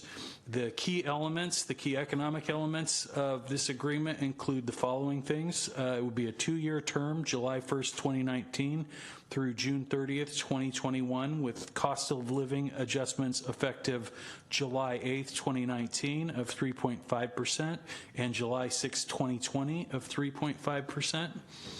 Market-based equity adjustment for the position of management analyst of 3.85%. Deferred compensation match per month of up to $225 per month. An education reimbursement program effective October 28th, 2019 that will expand to include the repayment of student loans with a maximum annual amount of $1,250 per employee per calendar year, and a vision care plan amendment that will remove the requirement that employees who enroll dependents on the vision plan pay a 2% enrollment fee to the city. That 2% will be removed. Other than that, the only changes to the salary and benefit resolution were clerical and legal type adjustments to language. These represent all the economic terms of the agreement, and I'd be happy to answer any questions the council might have. Ron, it looks like you have a question. Thank you, Mr. Chair. Jeff, I forgot, how many employees does this represent total? I believe it's in the neighborhood of 10. I don't have the exact figure. I think it's actually like 9. And we have a couple positions right now that either weren't filled or have just been filled. So. Thank you. Is there anybody from the public who would wish to address the council on this item? I don't have any cards, but okay. Any further comments or questions from the dais? If not, I'll entertain a motion. I move to adopt Resolution 2019-87, a resolution of the City Council of the City of San Carlos approving the updated salary and benefit resolution for the confidential group for the period July 1, 2019 through July 30, 2021. I believe you mean June 30th, 2021. June 30th, 2021. Second. There's a motion and a second. Any further discussion or comment? Crystal, please call the roll. Councilmember Olbert? Yes. Councilmember Rack? Yes. Councilmember McDowell? Yes. Councilmember Palmer Lohan? Yes. And Councilmember Collins? Yes. my comments from before I'll duplicate here. It's great to be able to recognize the good, hardworking staff we have, without which we wouldn't have the city that we have. So I'm glad the Economic Times allow us to do that. That brings us to item 10C. Laura, I believe you have the comment you want to make before we get to that, though. Yes, Chair Olbert, out of an abundance of caution, I will recuse myself from this item. And here it's because I thought you wanted to leave early. No, I'm just kidding. I know it's not. So. Chair, can I ask we take a short recess before we take this item on? It's not 9 o'clock yet. Okay. I don't want to do it mid-item. We will adjourn for 10 minutes.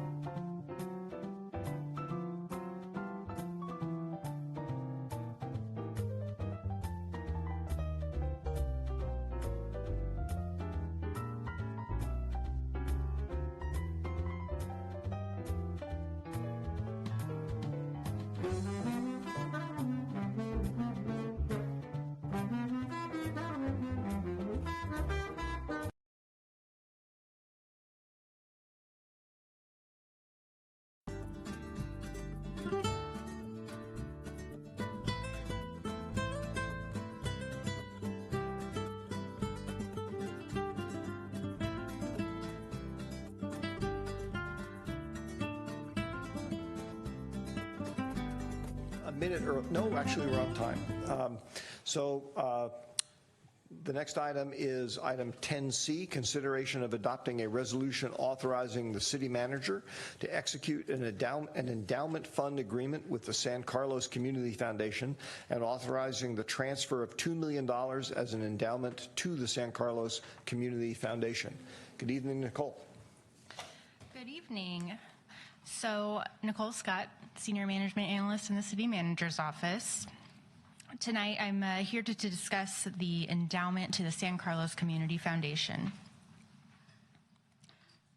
So I'll start with a brief background of the Community Foundation. In 2017, Council committed $2 million from the PG&E settlement to fund an endowment to a community foundation with the purpose of benefiting the San Carlos community. In 2018, Council established an ad hoc subcommittee to select a citizen-led steering committee, which would then go on to establish the foundation. In late 2018, the steering committee began to work to form the foundation, develop internal policies and bylaws, and conduct community outreach. And then in September of this year, the Community Foundation was fully formed and approved as a 501c3.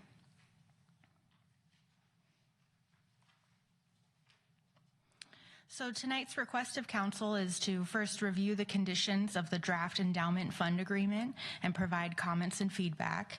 And second, to then authorize the city manager to execute an endowment fund agreement and authorize the transfer of the $2 million endowment to the San Carlos Community Foundation. So in order to receive the endowment, the Community Foundation will be required to enter into an agreement with the city, which will include limitations on the use of the funds, rules for prudent investment of the endowment and its earnings, and procedures to protect these funds.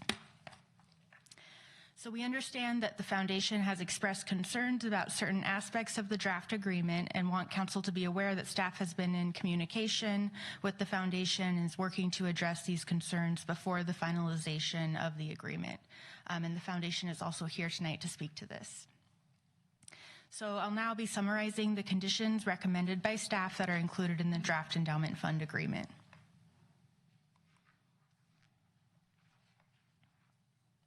So the first set of conditions before you involve the investing and spending of the endowment, the first being that the endowment corpus cannot be spent without council approval, and this is to ensure that the $2 million provided by the city is protected. Second, the endowment shall be invested with the foremost objective being safety of principal. This follows the city's own investment policy and applies to how the endowment can be invested. This would not limit the foundation from applying its own investment policy when investing other funding it receives outside of the city endowment through fundraising or other donations. Number 3 states that a minimum of 10% of the endowment's investment earnings must be added to the endowment fund annually. And then number 4 says that no more than 10% of the earnings from the endowment can be used for administrative costs. And so this is to ensure that administrative costs do not limit the foundation's ability to continue to invest, to grow the endowment, and award grants. So it's my understanding that the foundation is concerned about the restrictive nature of the investing being limited to safe instruments and prefers that the endowment investing requirements be addressed in its own investment policy. And I believe their investment policy has been included in your materials this evening, and the foundation will be going over this in more detail after my presentation.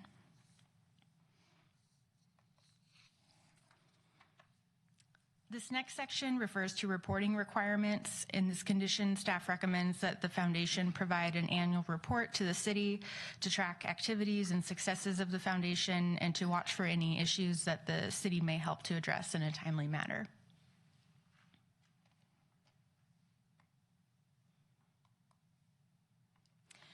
The next set of conditions refer to any grants that may be awarded using earnings coming from the endowment. These have been adapted from the city's own nonprofit grant program policy. This would ensure that the funds granted by the foundation are used to serve the San Carlos community. B is a recommendation that projects and programs are considered based on the greatest number of community members it serves. And C and D ensure that the foundation follows laws concerning the use of public funds and are not used for political or religious purposes. And I'll just note that this does not mean that a program run by a religious organization that serves the greater community could not be a beneficiary. They certainly could be.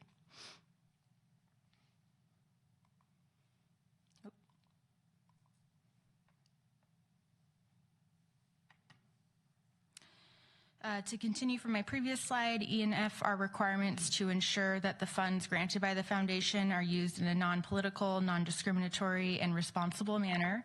And then G is a recommended tool to rank applicants that the city uses in its own nonprofit grant program. In our talks with the foundation, they've stated that they agree with these conditions and will be incorporating them in their own grant policy. The foundation can ensure that its grantees follow these policies by entering into individual funding agreements when the time comes to award grants.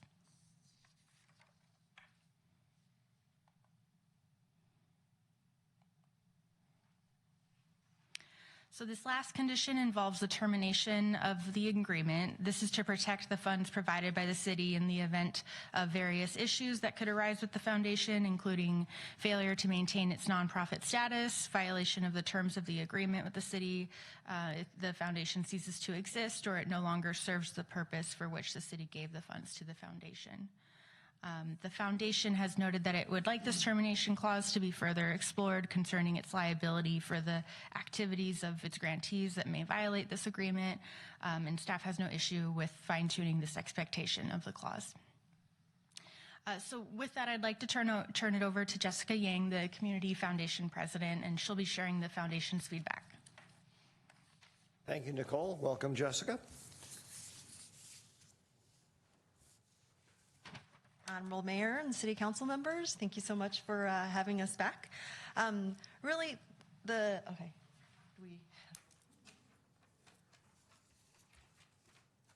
my only comment really is that the foundation requests that the investment requirements conform to community foundation best practices. Preservation of capital, while it's very much aligned with how a city would preserve capital, does not quite work in terms of trying to actually grow the endowment in order to support a grant program. So our goals are to generate income to fund the community grants that we hope to give out on an annual basis, and in fact on twice a year. Our goals are, we would like to propose that a long-term investment horizon is explored rather than what is currently summarized in the recommendation from the city. We would like to preserve or enhance the real purchasing power of the fund, and thereby building a diversified portfolio that generates an annualized returns greater than inflation plus the disbursements. So ultimately, we want to be able to make the grants as well as support our operating expenses with the income generated by the investment. So that really is the high level, is we want to be able to do with the fund what an endowment of a community foundation can do.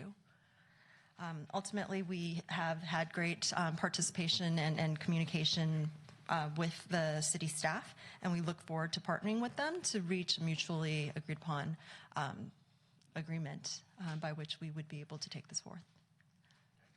So thank you, City of San Carlos, for seeding our community's future. We really look forward to doing great things for our current generation and generations going forward. Thank you. Thank you, Jessica. I would ask both you and Nicole to stand by because I'm sure we will have some questions for you. But first I'd like to give the members of the public an opportunity to address the council on this item. I have one card from Ken Castle. So Ken, if you'd like to come up, I'd appreciate that. If there's anybody else who wishes to address the council, please fill out a speaker card and give it to Crystal. Good evening, Ken. Good evening again, Chair and council members. You know, I have no problem with providing city funding for a community foundation. What I have a problem with is taking it out of the PG&E money. Now, granted, this was a past council. The council discussed this in 2017 before we had the wildfires of 2017 and 2018 and now 2019. There was no discussion about public safety projects other than putting $3 million as reserve into the Holly Street 101 interchange. The other $1 million was talked about going into the Affordable Housing Fund. I really think it's time to revisit the use of that PG&E money. If we have a disaster in the hills, Do you really want to be talking to reporters asking the question, why did you spend that money that came out of a disaster on things other than mitigating a future disaster? The fact that San Bruno, the city attorney, has sent a letter to the U.S. District Court asking that PG&E provide $3 million as compensation for about 2,600 hours of community service remaining from the San Bruno gas explosion, that they provide that money so that the city could do a major wildfire mitigation project in Crestmore Canyon, which adjoins the neighborhood that was almost destroyed by the San Bruno gas explosion. What is it that we not get about earmarked funds coming from a disaster that should be earmarked for public safety? I really encourage you to revisit this. If you want to provide money to a foundation, take it out of operating revenues, not out of the PG&E money. Thank you. Thank you, Ken. I have another card from David Pollock. Good evening again, David. Thank you, Chair Olbert. I didn't come with a prepared statement because I'm still was thinking through all of my feelings on the subject. I really want the community to come together and set priorities, especially around youth and families. So I'm really excited in the whole concept of a community foundation. I've gotten rather frustrated or concerned that the conversation has shifted from sort of priorities for the community in general and has kind of separated into, okay, there's the district and SCEF over here, and the community foundation and the rest of the community over there. And in my work with the Home for All and the housing dialogues, we work together with communities to set priorities and community benefits around housing. I know that the commissions are going through an exercise right now. Okay, what are the priorities for the commission in the coming year, and how to work together with folks on the commission to set priorities. I know within the new developments, we're looking to set community priorities, whether it's a swimming pool or something else. And I wish that the Community Foundation could be part of that process in helping to set priorities. One of their community outreach events, they talked about maybe setting some priorities, but weren't really sure how to go about it. But before the funding is authorized, I strongly hope that that the foundation can set priorities for its funds, or at least a strategy to get to that point. Thank you. Thank you, David. Is there anybody else who would like to address the council on this topic? All right, seeing none. Discussion, question from, or let's sort of focus on questions to start with from the dais. Ron. Thank you, Chair Olbert. I guess, Jessica, this is for you. Just full disclosure, I met with Jessica and Cameron Johnson on Saturday, and we talked about basically primarily the investment policy, which I believe needs to, what the foundation wants to do and what the city has set, these two goals or policies need to be reconciled, and I'm going to recommend that we do that tonight. But I just wanted to ask you once more. I know you've done a lot of outreach, and Mr. Pollock had an interesting comment about making sure that the foundation is involved in setting priorities and for projects and that sort of thing. Maybe you could just review for us briefly what the overall philosophy is of the foundation and how it intends to work with the other nonprofits in town. Yes, definitely. So as part of our initiating priorities, because we are, a group of citizens, you need to understand, we want to be able to prove ourselves to the community in terms of our ability to give back. And so within the first couple of years, our true intent is to support and amplify the good work of the existing nonprofits in the community already. And we would be able to do that through building community connections in terms of really helping nonprofits interact with one another, being a connector, for us to be a connector of nonprofits in case they have, one has needs, one has gives, and the opportunity to connect them. We want to establish a community calendar, really for nonprofits to start to coordinate their activities so that they don't overlap or step on one another. We also want to build a community directory for those community members who want to contribute, whether it be in volunteer time, funds, donations, to be able to know what is available in the community for them to contribute to and participate in. And then along with that, our intent is also to really just, our grant making is targeted towards the 501c3s that serve the San Carlos community. So anybody who applies, we would have an unbiased group of folks who would review those grant applications and ultimately reward the grants that come from the investment income of the endowment and any fundraising activities that may happen. Okay, thank you. Adam. Thank you, Chair Olbert. And I assume we're just doing questions now. Is that correct? Yes, with the understanding that there's a gray area between questions and comments. So, I mean, I wouldn't, if there's statements you want to make to clarify where you're coming from, that's fine. Thank you. Thank you both for the presentation. Appreciate it. And I will mention I also met with Jessica and spoke with Cameron as well, mostly around the investment policy as well. And I would agree with Councilmember Collins that we've got some conflict, and I would like to see some flexibility in terms of giving some capital appreciation opportunities for the foundation as well, so that they can start doing the good work that they're hoping to do. I guess I'd like to get a couple clarifications on. Let me start with the greatest number of San Carlins and define that. So I guess I have a little bit of concern about that, because I guess I'd want to understand kind of how that gets defined. I could see, like, maybe if somebody wanted to build a skate park that might only hit a certain portion of the population, would that, something like that, qualify if we felt like, yes, that's a good thing for the community? Or I guess sort of something that's more limited to school children or something.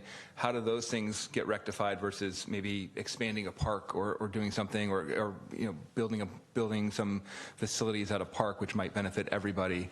I guess I'm a little concerned with our limitations around that aspect of the giving.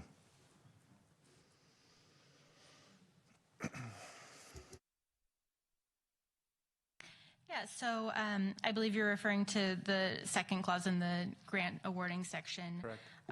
And so the language in that clause there, grants should be awarded to those projects and programs serving the greatest number of San Carlos residents. So that's more of a recommendation versus a mandatory item. It's a way to rank applicants as they come in to give priority to an organization or a program that's serving the greater community, but that doesn't necessarily mean that group would absolutely need to be selected.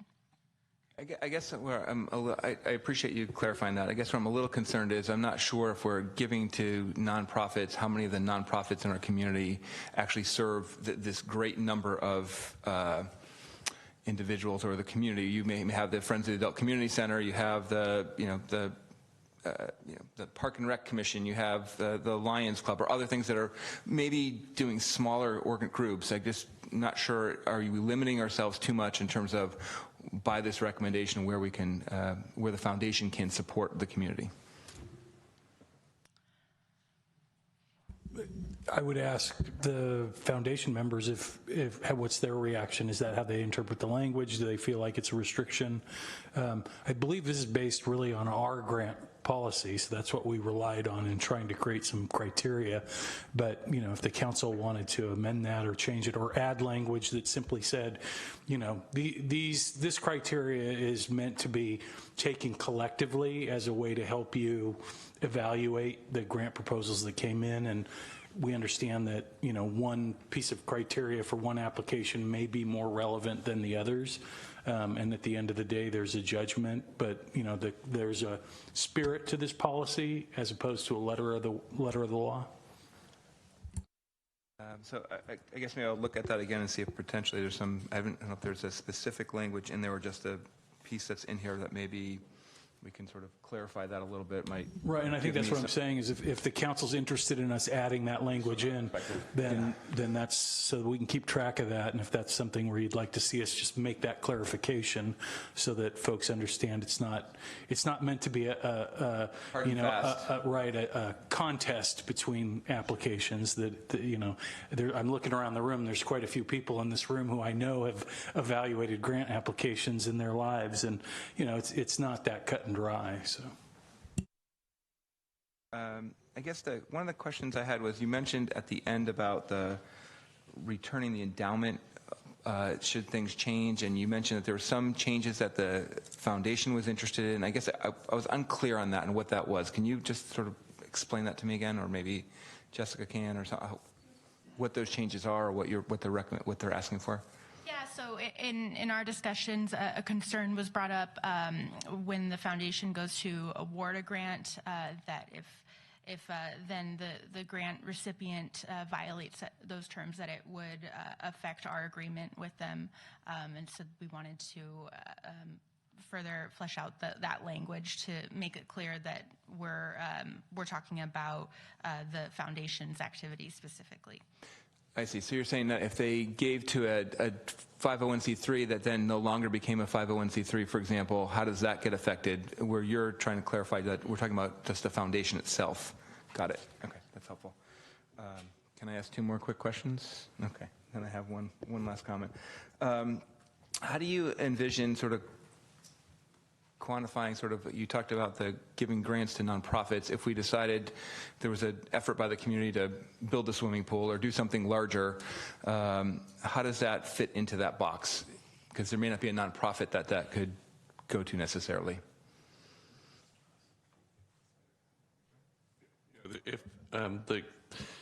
Because the way we've set up the foundation, it's not controlled by the city. The city is a potential beneficiary of a foundation grant. Okay, thank you. And then the last question, so things like public safety that was brought up, is there any limitation sort of if there was a nonprofit that came up that was focused on public safety for the city of San Carlos, would that nonprofit be eligible for grants from the foundation?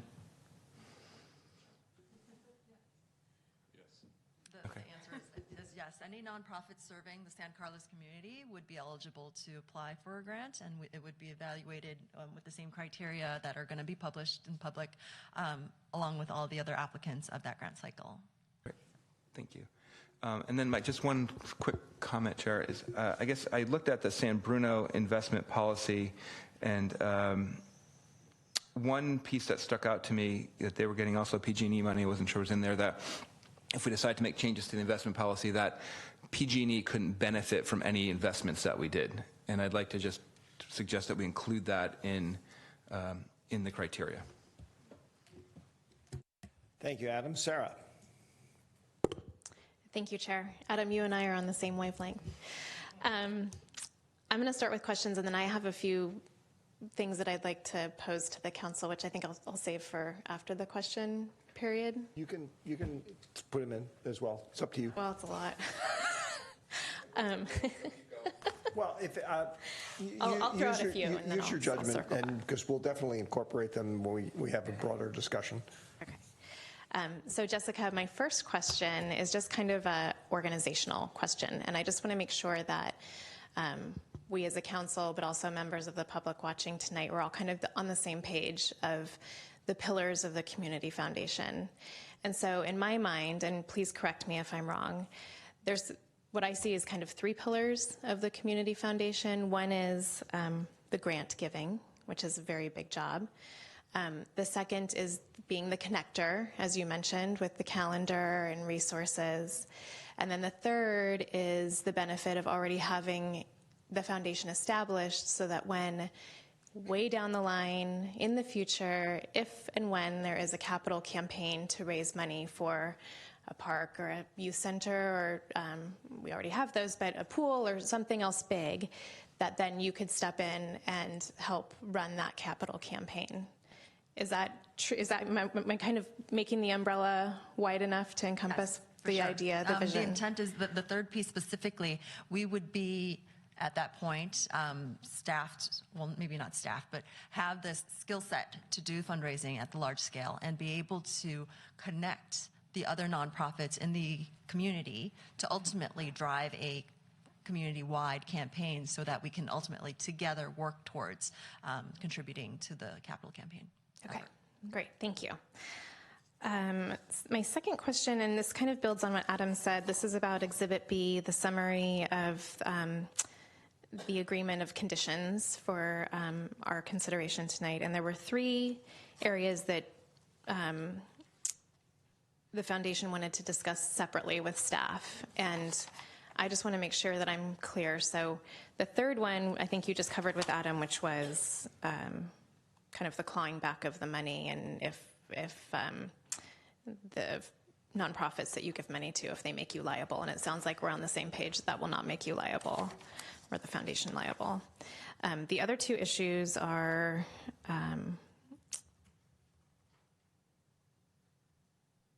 how earnings will be used for administrative costs.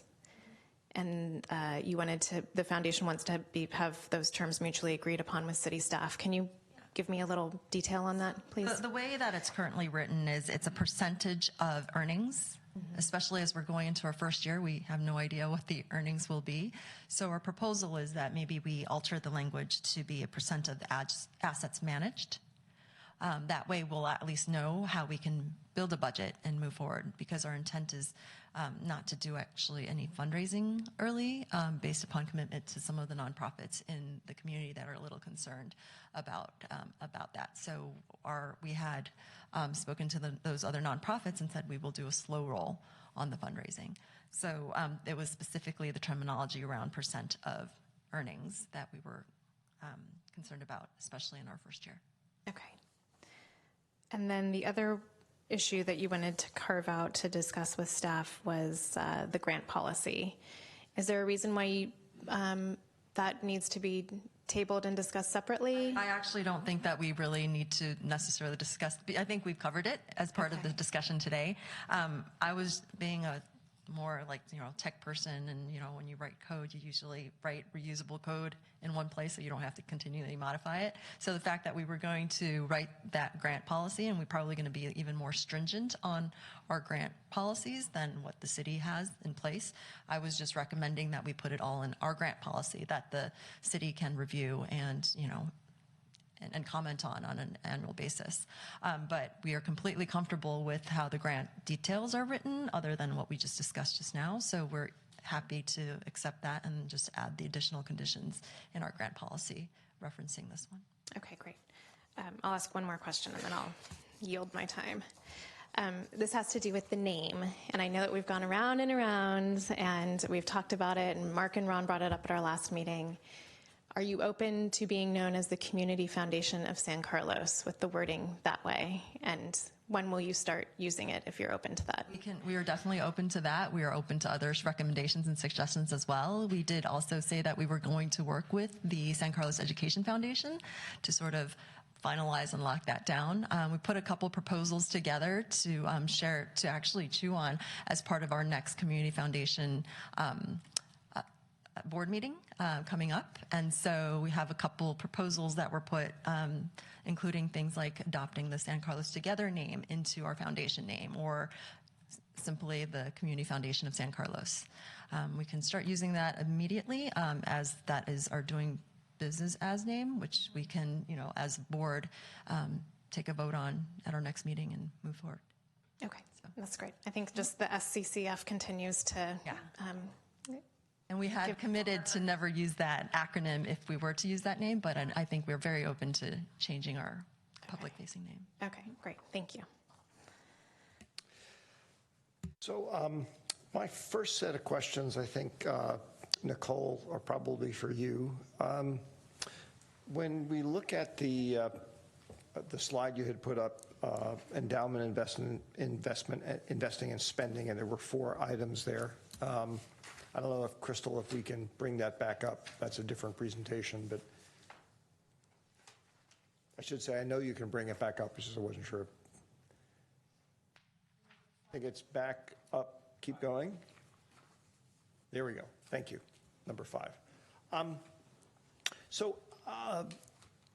I'd like to get some insight into why, or if you'd like to phrase it differently, what was the purpose or goal of each of these 4 constraints that staff came up with? I'm going to turn this over to Greg.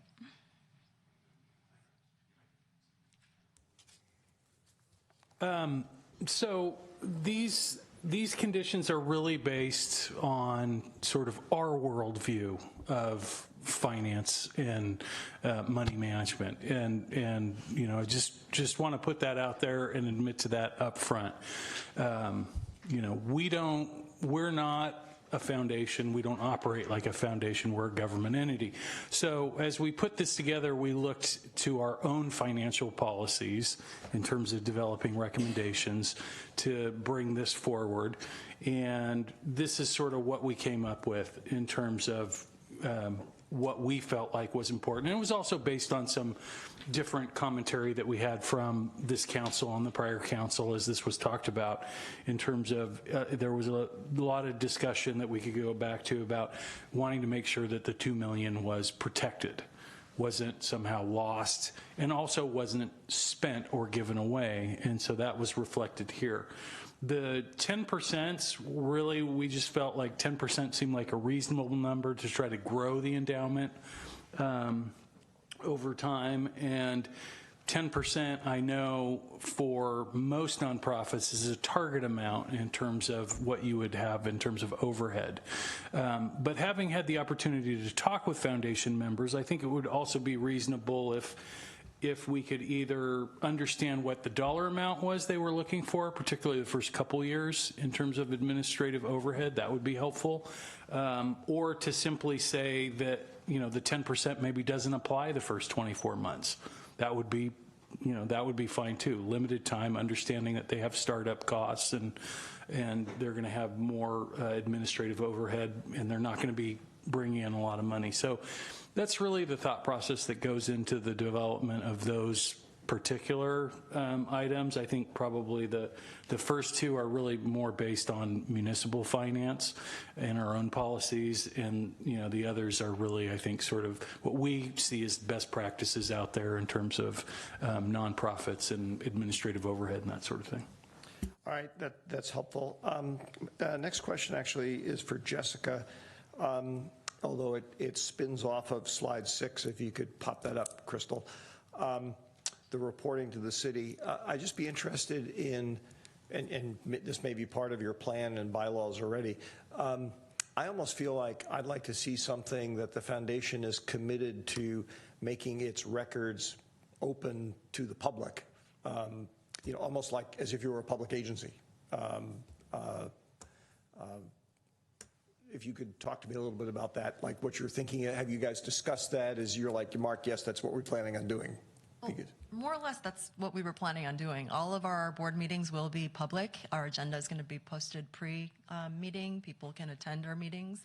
And our meeting minutes are going to be posted thereafter. Financials, budgets. Financials, budgets. We were going to pull that together once a year, and it was our intent to present that to City Council, just for everyone's awareness in terms of where we were giving our grants, what wonderful things our grantees have done with the grant monies, et cetera. So this was always a part of our intent. The city has just taken the opportunity to detail some specifics on this. I think one concern we had briefly mentioned was, do you want to really know every single receipt and expenditure that we spend? And, you know, we're happy to provide that as requested. And in terms of investment activity, do you really want to see every minute transaction, or are you comfortable with more of a summary? Because if the request is there, we can definitely provide it. Well, I'll just say, in general, my leaning is I would love for you guys to be as open as you possibly can. Whether or not the rest of the council wants to, that's a different issue, but that's just where I'm coming from. Thank you. My next question is on page 8, and it's actually a Greg question. And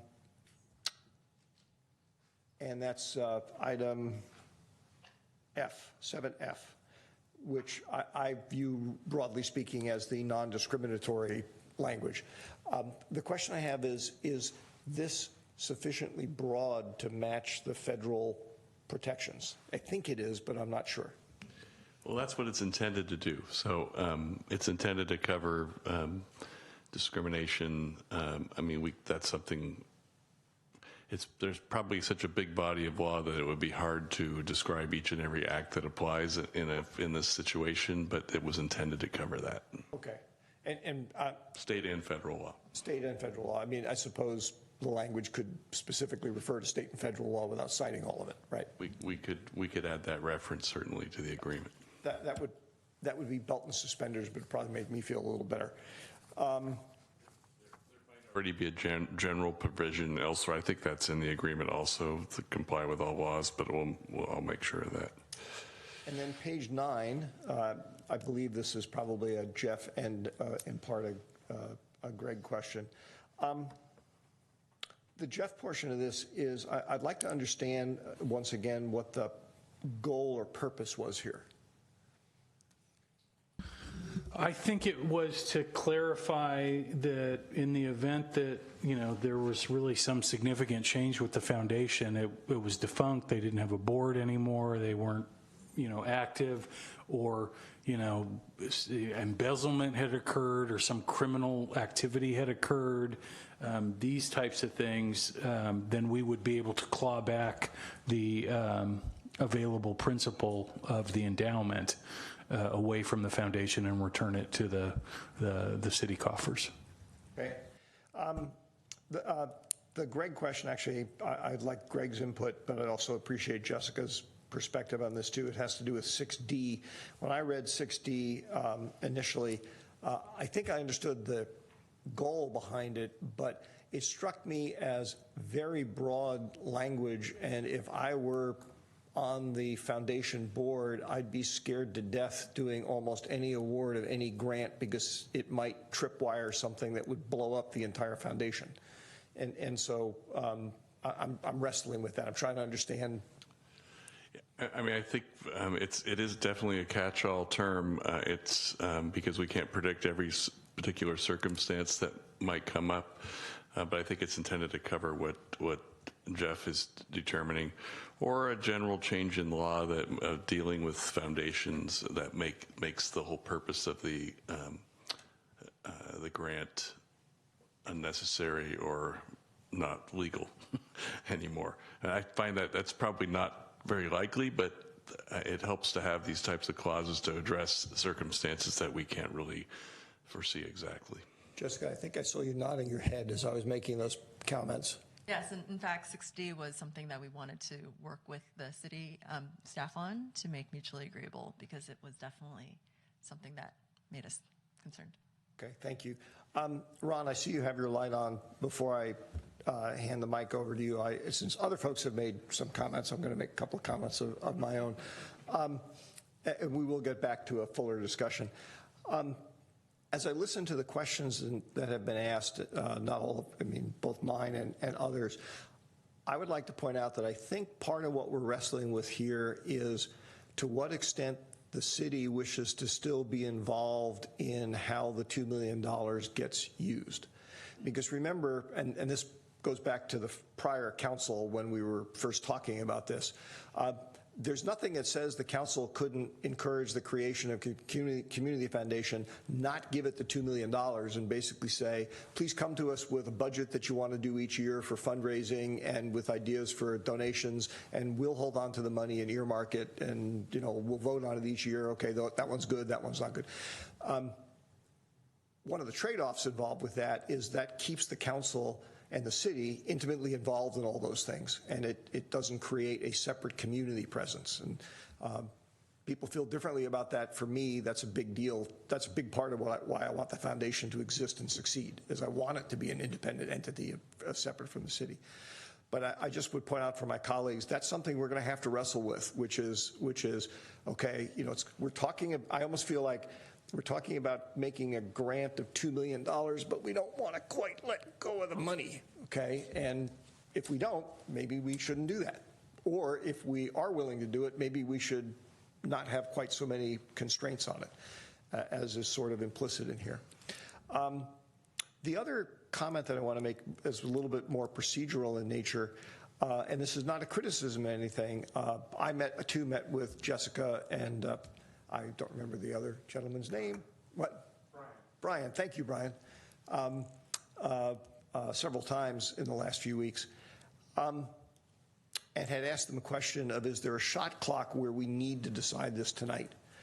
I personally almost feel like tonight would be better spent not so much trying to tweak in real time what it is that we're going to enact as a motion, but to give staff and the foundation further direction and say, please go off and come up with a set of final agreements that you will bring back to us, which we then can review and vote on.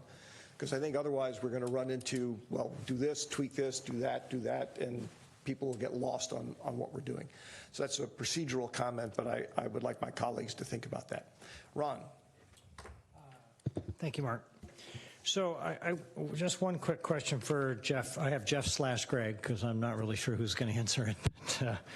But, on the investment policy, how much leeway can we give a foundation?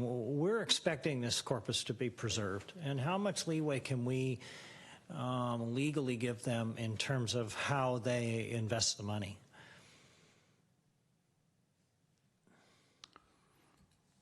That's probably a question for me, Councilmember Collins. Maybe it's too broad, but it just... I think the short answer is you have a great deal of discretion in describing how the funds are going to be used and how the income, but you also have a lot of discretion to put restrictions when you're making a gift of $2 million.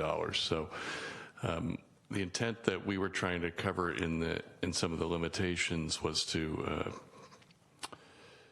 preserve. I mean, the big issue that I was dealing with, for legally is, a foundation that is an endowment.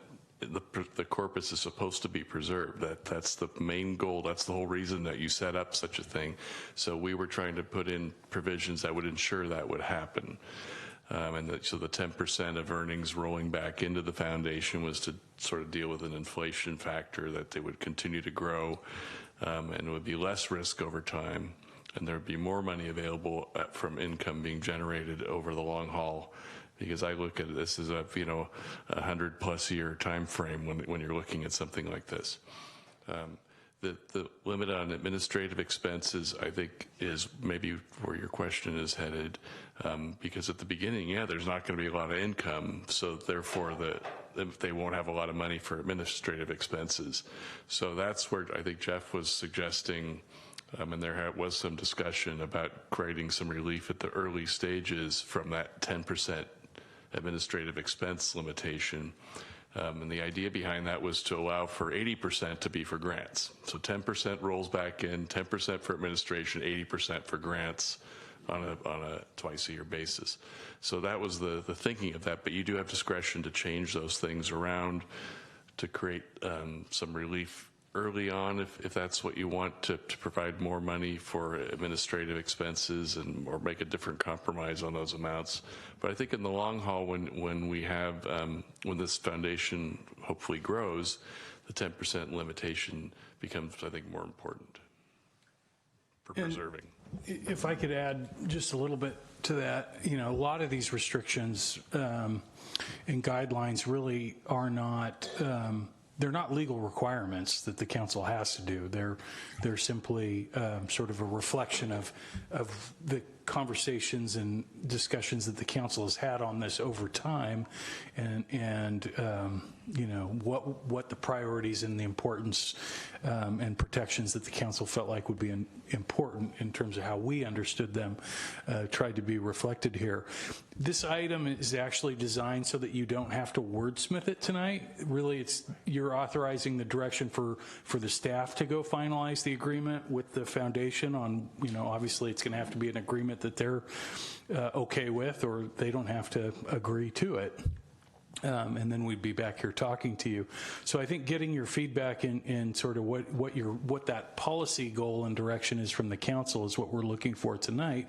And it's very much in tune with how this conversation has gone. I mean, I feel like we've really covered a lot of, almost all the issues here, and you've been pretty clear in terms of, as a group, in terms of your feelings on it and how we might work to modify these.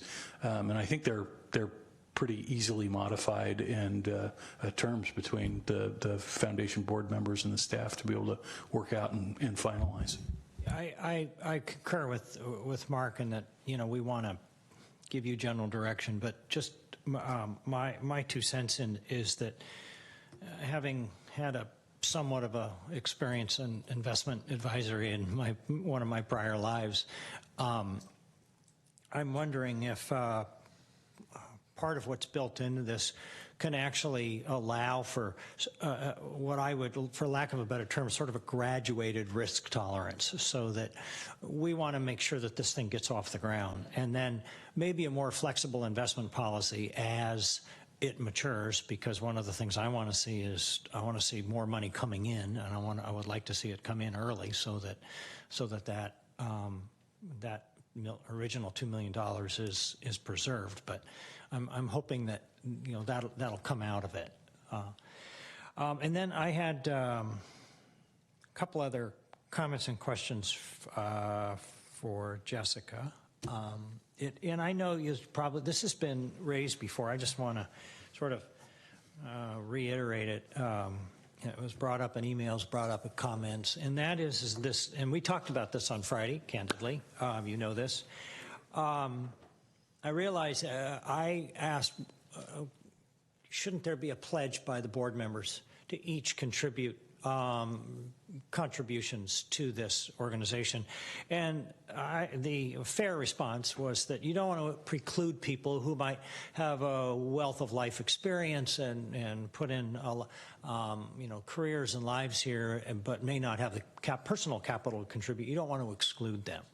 And I understand that, and I generally agree with it, but I would hope that you strongly encourage your members to be personally, literally invested in the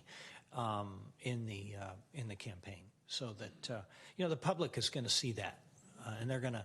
I think that's going to mean something. I think it'll also convey the message to other people that people who are involved in this are they have such a depth of belief in it that they're willing to put their own money in this program.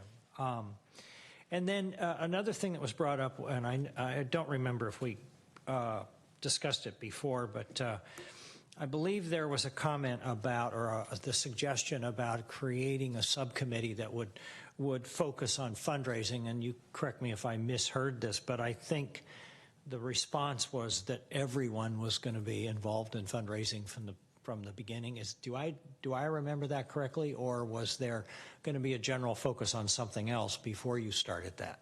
There's our intent, because of the feedback we've received from some of the other foundations and nonprofits in the community.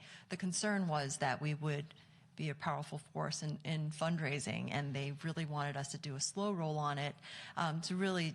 And I think that was very helpful feedback for us as we establish ourselves. But our intent is to build a fundraising committee within, so members of the board will be part of that, but we could also recruit members from the community to participate in the fundraising community to ultimately take that forward. So Did that answer your Yes, question? no, that's what I was looking for, just to get a general idea of what you're thinking or along those lines are and what you have planned. And this is sort of an odd question I thought about, but I'm wondering what, if any, outside interest from outside forces have you gotten from, whether it be estates or foundations or organizations outside the city of San Carlos that have said, we think that's great, you've got a foundation, please let us know how we can contribute to it. Has that happened, or is this still pretty much sort of been under wraps and an internal development stage? So we've reached out to nonprofits and service organizations that serve San Carlos. So some of them are above and beyond that of just serving our specific community. And they've been very open and wanting to actually support us in terms of more guiding us and helping us as we establish and develop and give back and contribute to the community. Not so much in terms of funds per se, but more of let us know how we can help. So groups including the Samaritan House or PARCA, just larger organizations have said, we have these skill sets. If there's anything that we can do to help you get established and help you be successful, please do reach out. Okay. Thank you. Sarah. Thank you, Chair. Like Adam, I reviewed San Bruno's investment policy, and I agree with Adam that I'd like to seriously consider not investing in PG&E securities. There's another portion of the investment policy where it says the San Bruno City Council is responsible for approval of all future modifications to the investment policy statement, and I think that's a good phrase to have in there too, that if it is changed, we should be part of that discussion. Did you have any feedback on that?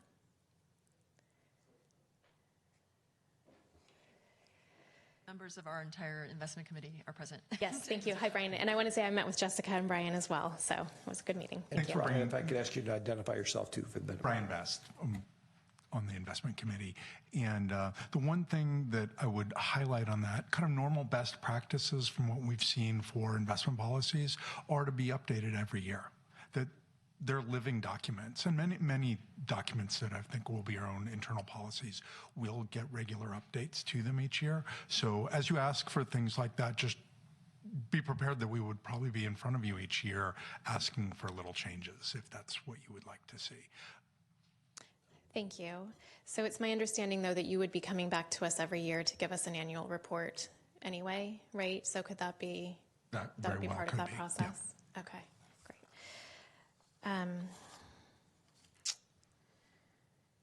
Also, I noticed that San Bruno transmits their budget to the City Council every year. I'm wondering what your feedback is on that. I'm sure you studied that.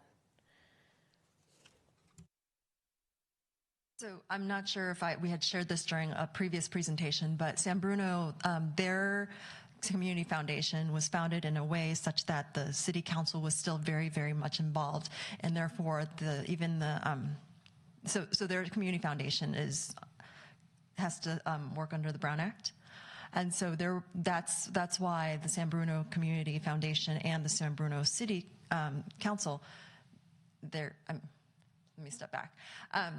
There's a lot of intermingling, and in fact, the City Council had wanted to run the endowment on their own, but they were forced to establish a nonprofit in order to run as part of the settlement, to run their endowment. So the City Council maintained a lot of control, and therefore their community foundation is responsible for going through every single year's budgets detailed, and pretty much a lot of activities have to go through City Council. We were actually given the guidance by the executive director of the community foundation there to make sure that we do not have that type of relationship, such that we can actually take activities forward without having to work under the Brown Act. Does that answer your question? That's very helpful. Thank you. And I'm certainly not looking to micromanage the foundation or constantly have meetings between City Council and the foundation.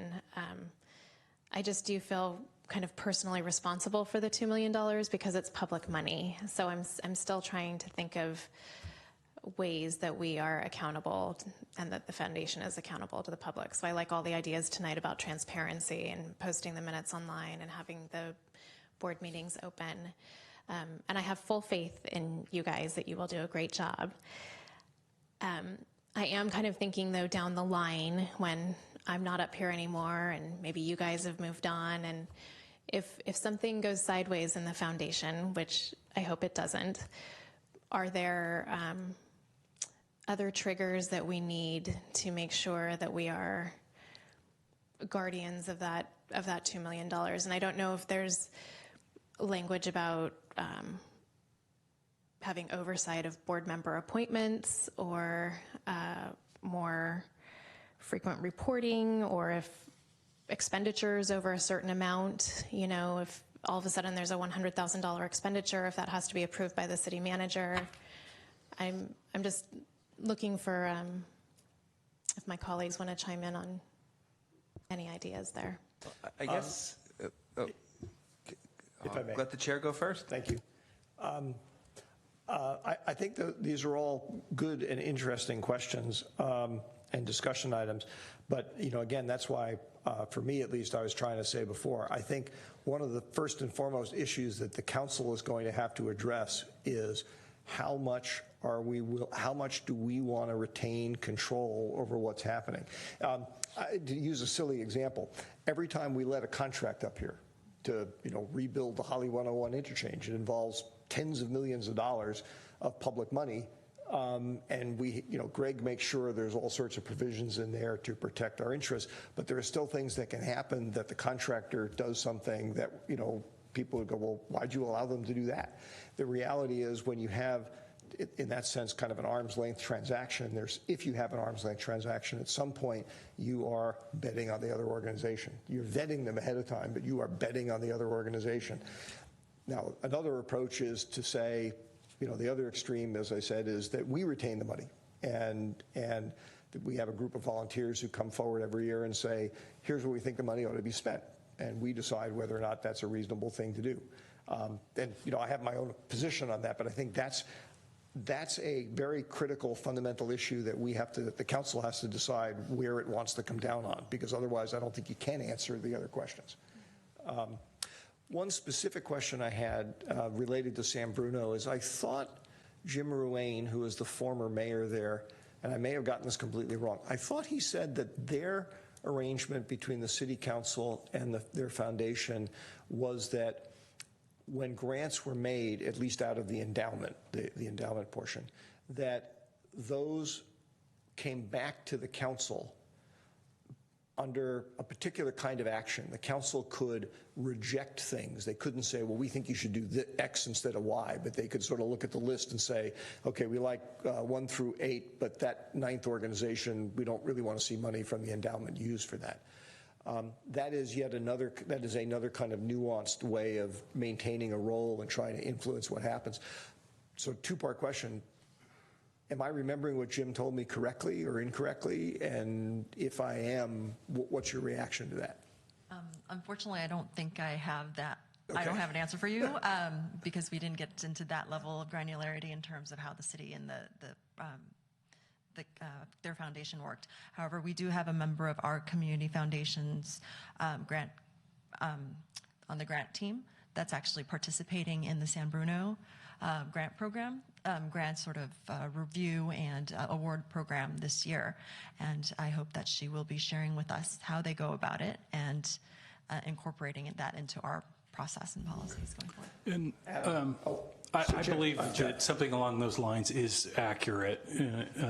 So it's not their council decides where to go. It's some type of a veto. Veto, right. Yeah, arrangement. But again, like a lot of the things that we've been discussing in the last few minutes are triggers for making the foundation a Brown Act organization. They really are sort of just an extension of the council. They're more of a legal entity that's designed to deal with this settlement agreement that they reached. and they had to create a foundation. It was a requirement of the settlement to be able to manage the money. And so, but it's really designed in such a way that the council has the maximum amount of control over the outcome that's legally allowable and still allowing them to be a foundation, which they have to be. So it's kind of a different arrangement. Adam. Thank you, Chair Obert. So I guess from my end, I'm a little concerned about trying to just put too many restrictions on the foundation and trying to, I feel like we're talking too much about sort of almost micromanaging what they're doing, and I want to give them the flexibility. I want to have the controls that we've talked about in here, but also have the flexibility to do that. And from my end, I wouldn't want them to have to be a Brown Act organization. I just think that's not sort of the approach that we've talked about doing or would want to do. I'd much rather give them some flexibility. And I do think that the returning the endowment fund, slide 9, which I think is still up, gives us some flexibility on D, depending on how that's finalized, to address some of Sarah's concerns about if things go sideways, if things start happening wrong, that we have the ability to pull that endowment back. If 10 years down the road things happen that are sort of not in line with what the city vision is. That's just kind of my thoughts around that.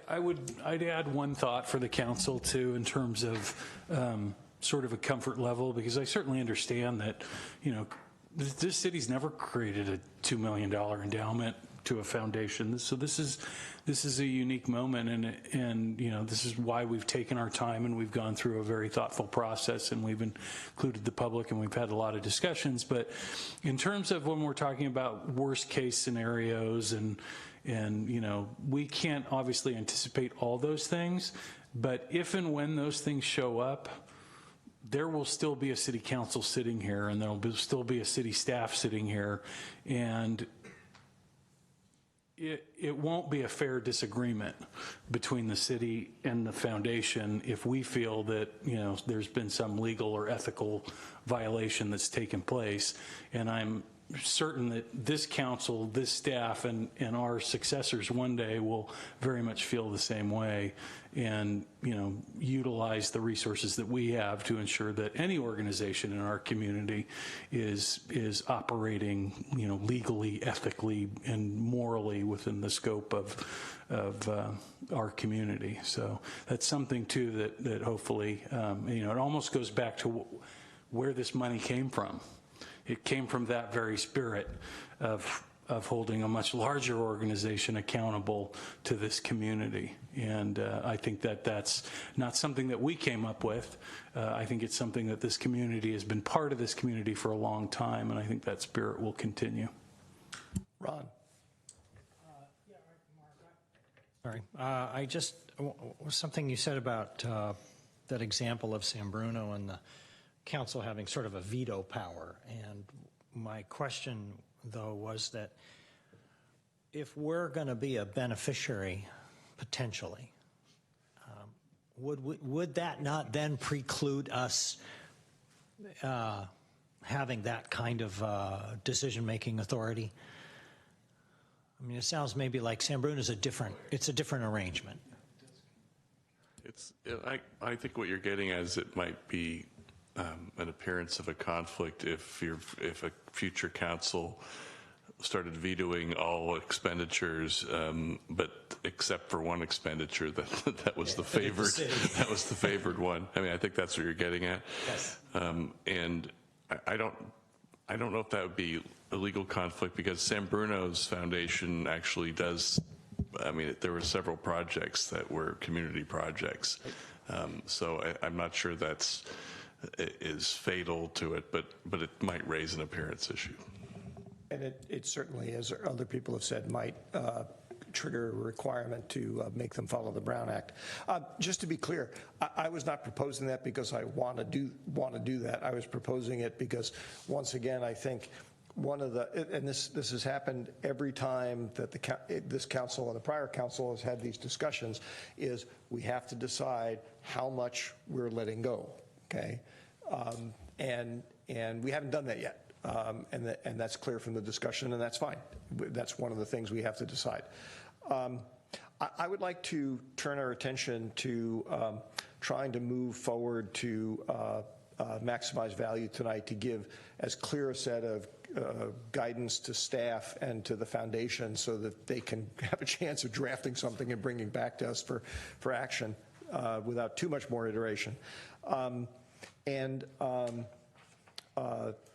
To sort of kick that off, and I'm loosely following what Nicole walked us through, I personally, broadly speaking, don't really even have a problem. I don't even really feel a strong desire to preserve the $2 million corpus as an endowment. And the reason for that is I don't want to see the money wasted.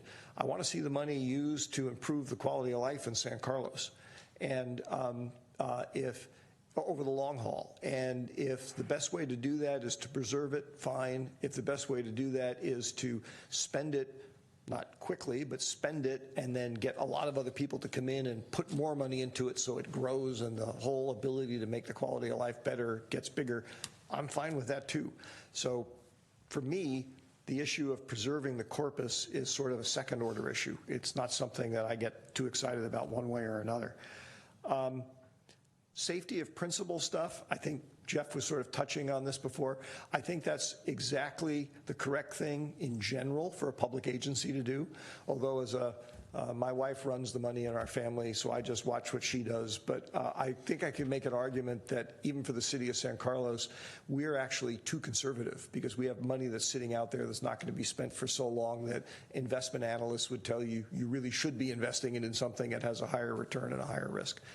But on the endowment here, I would rather that we task the foundation to come back and say, here is our investment policy as of today. If you give us $2 million, that's what it's going to be invested in, and we bind them to that so that if they can go off and change their investment policy for whatever other money they raise, but as long as we're okay with their policy as of today, that's it, okay? If they want to come back and petition us later, fine, to make some changes. So those are sort of the two, and I've already made the comment about I would like them to be as transparent as possible, and I think I heard a strong commitment to do that.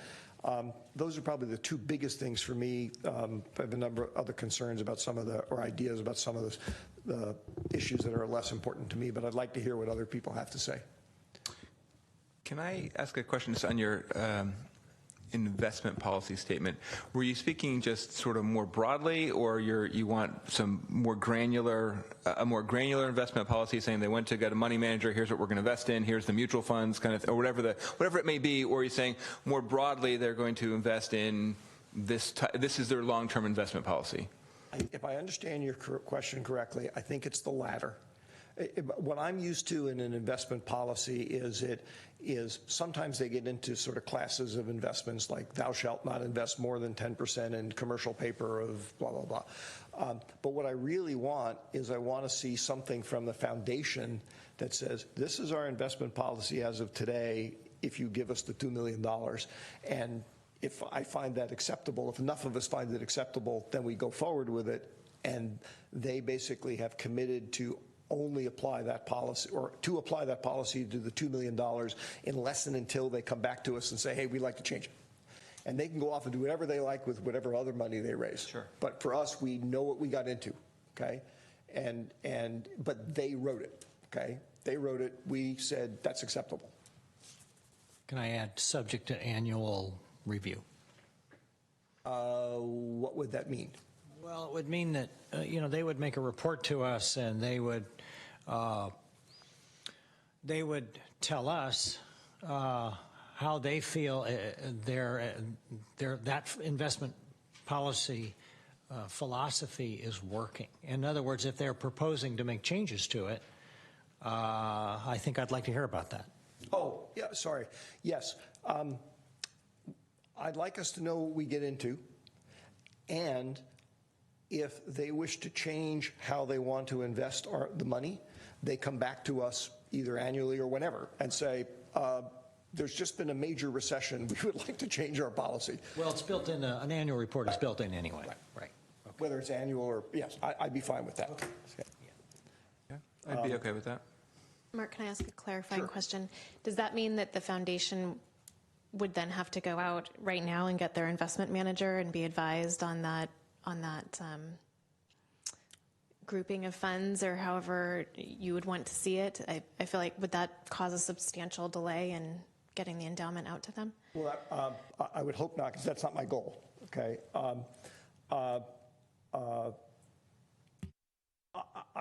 In the course of my financial career, I've seen a number of different kinds of investment policies. I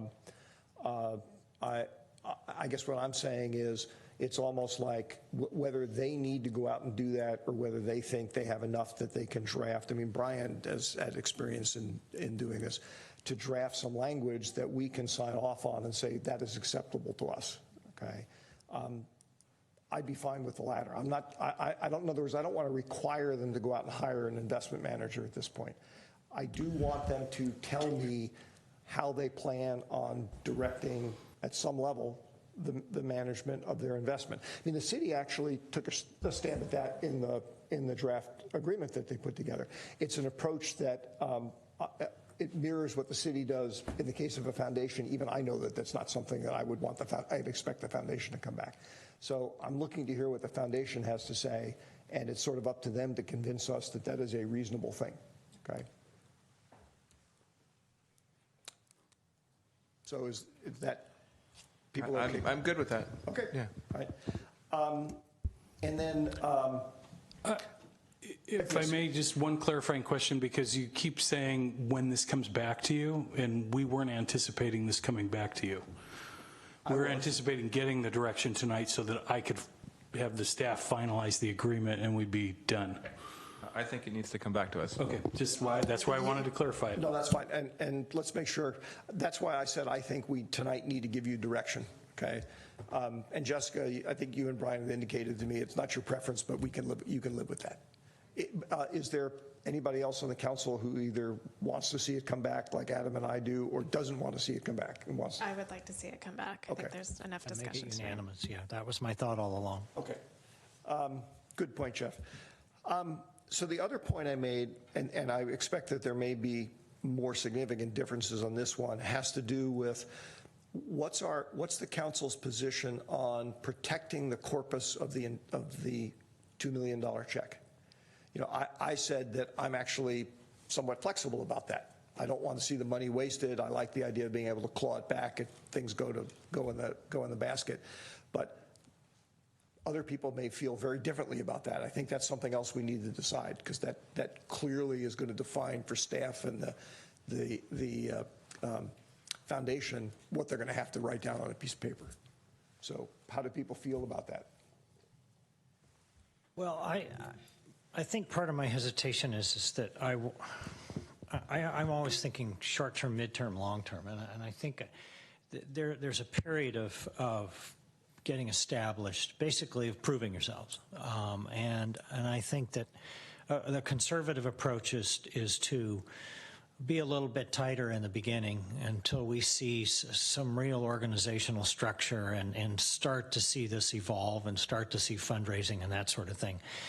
And then maybe we reevaluate how much of that corpus we put out at risk in the future. Because I don't disagree with what you're saying, Mark. I think that makes sense. That it's the old, you got to invest money to make money, spend money to make money. I completely get that. I just think that there is, because this organization is in its, you know, I was going to say infancy. It's really in its neonatal stage. I want to be comfortable with the progress, I think, before we start being a little bit more adventuresome with how we invest the money or expose the corpus to a little bit higher level of risk in the long run. If I may sort of not respond, but just comment on that. I think actually, I'm glad you made that last comment, Ron, because I think you're sort of mixing two things in there. One is the investment policy, and the other is the protection of the corpus. The corpus. I thought we were talking about the corpus. I think they're intermingled. Yeah, you're right. But having made the earlier comment, as I said, I'm less concerned about that perhaps than some other members of the council. I think you make a very good point about initial phase versus later phase. so even with my willingness to be more flexible on that, I certainly wouldn't have a problem if we put in language like that bullet point 1 on slide 5, endowment corpus cannot be invaded or spent without council approval, subject to the fact that it wouldn't bother me if a few years from now the foundation came back and said, we'd like to talk about changing that, okay? But what do other people feel about that? That was You never know a big project could come along that could require a big capital improvement or capital expense. That's true, but yeah, I would rather see them fundraise in the community for that big project. So I'm not opposed to revisiting it, but I would like to protect the $2 million for right now. Okay. Adam? I'd like to protect the $2 million for now as well. And I mean, I think if we're giving them potentially more flexibility in investment policy, and if we're not maybe taking the first couple years, as Jeff mentioned, to maybe not hold them to that 10% on the administrative costs, or give them some more flexibility around some of their growth, then I think I'd rather just keep the endowment in place. All right. Like I said, I suspected of my position. I'm sort of on the end of the spectrum there. But like I said, I certainly have no problem with what the rest of my colleagues are saying in the near term. And that's, everything's subject to change. Right. The people can, my feeling is I agree. And that's the last 2 words which are most important for now. For now. Yeah. Moving down the page a little bit on page 5 again, where the staff proposals start getting into how, what portion of the earnings from the endowment can be used for administrative costs and how much must be reinvested into the endowment. Again, I don't remember if it was Jeff or somebody else said that probably maybe it was Jessica even, for the first couple of years, something a little bit more flexible needs to be in place because the foundation doesn't have any money right now except the endowment that we're going to grant them. So what do people feel about the idea of maybe tweaking that kind of guidance back to staff and the foundation and talking about how there's, I don't know, maybe even like a fixed dollar amount for the first year or something. So a fixed, no more than X dollars and Y% coming out of the earnings. Again, given the problem also that they're not going to know what their earnings are until the end of the first year, which means that technically they can spend $0 the first year unless they go out and raise it. Yeah, I think those you're talking about for number 3 and 4 on this, I think we should give them some flexibility for the first, 24 months, let's say. I think Jeff was the one who mentioned that, and I'm comfortable with that. And then we can sort of apply this policy after they kind of get through that startup phase, or apply a policy that provides some, better protection and some more investment into the endowment. I'm okay with that too. And if we call it the startup phase and allow some flexibility, I think that's fine with me. Jessica, can I ask you to come up and comment on whether, or Jessica or your team come up and comment on whether that works for you? I mean, that last comment I made, I'm just concerned that we could end up coming up with a rule that you're like, well, great, what do we do for the first year?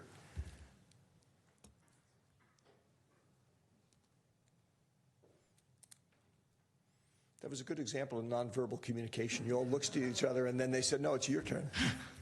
So I think in general, the concept could work. And we know we've submitted budgets already for the first 2 years that were approximately $20,000 a year. I wouldn't expect our expenses to exceed that level. So that might be one data point to go by. I think we can work within that as a budgetary level. The one comment to Ron on investments, the amount we can give out in grants is directly correlated to how we invest. And so to the extent we are in, government grade 2-year bonds, that's 2% a year, less some expenses, there's not a lot left to actually give out, to the extent we have more.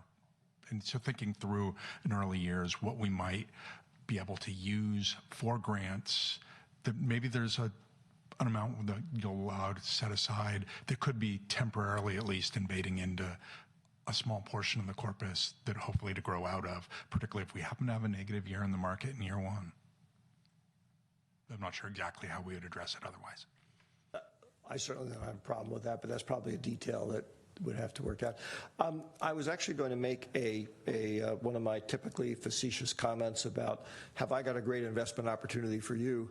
But I'm not going to say that because people might misinterpret it. But Greg, it does remind me, maybe it's implicit in here, I think there needs to be some kind of no self-dealing language.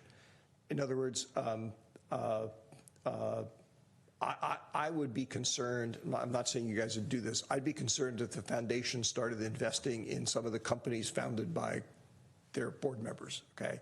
I would be equally concerned if you started investing in the Mark Ulbert Co., okay, when I'm on the council, because that's just, that shouldn't be allowed, okay?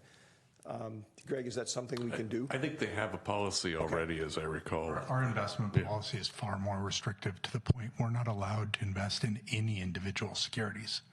We're allowed to, or at an individual stock level, it would be fund level investments with a low cost mandate.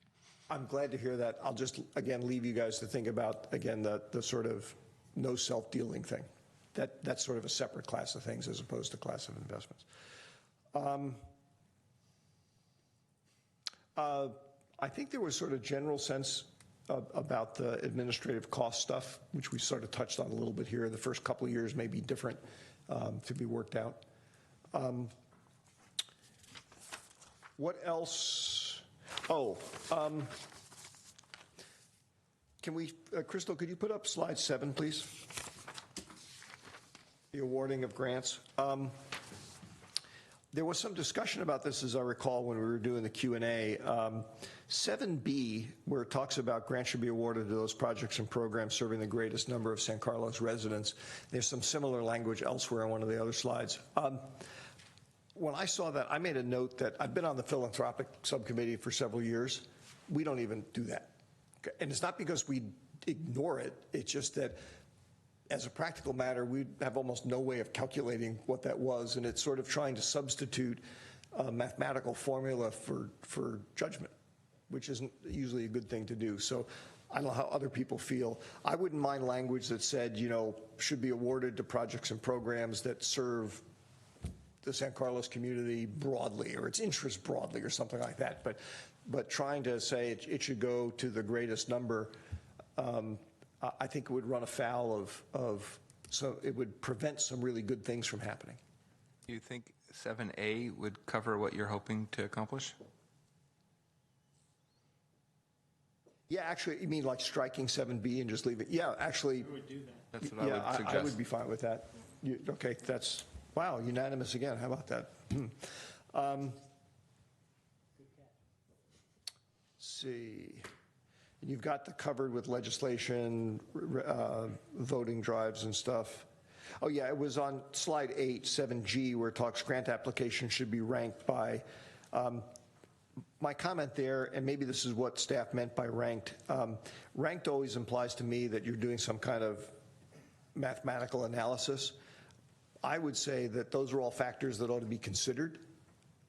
And I wouldn't mind having language that said these things should be considered, but ranked is kind of like takes away judgment again. How do people feel about that?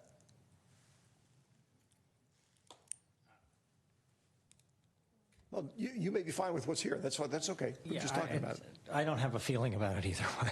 Okay. I don't. I mean, I can go either way. And I mean, I think if there's another way to just sort of highlight that these are, you know, criteria that should be considered, I think I'm fine with that. All right, maybe I think the general sense is something a little different, not hard ranked. Let's see. Talked about that. That was sort of my notes on things that I thought we needed to have some consensus on. G&E investment, can we just add that? Good one, yes. Is there anybody who would like to see the foundation invest in PG&E? Well, and because that could include mutual funds and other things that might be that they would include in that they're a part of. So I know let's talk about that. I interpreted that language to be and maybe it's banned by the fact that you're not investing in individual stocks. I would not like them to invest specifically in PG&E. I don't want them to worry about they can't invest in the S&P 500 because PG&E is there. That's fair. Okay. But yes, not specifically in PG&E.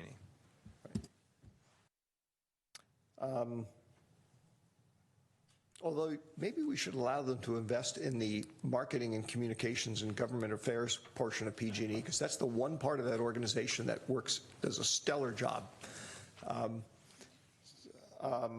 Okay. Anything else that people have from the dais? Or let me ask Jessica and Nicole if there's things that you're like, hey, there needs to be guidance on X.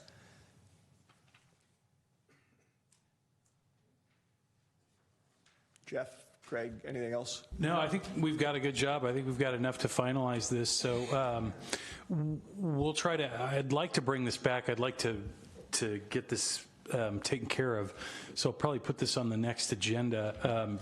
Are you comfortable with this being a consent calendar item if we have an agreement that reflects all these conditions? Or I'm fine with it being on consent because people can always pull it off if they don't want it on consent.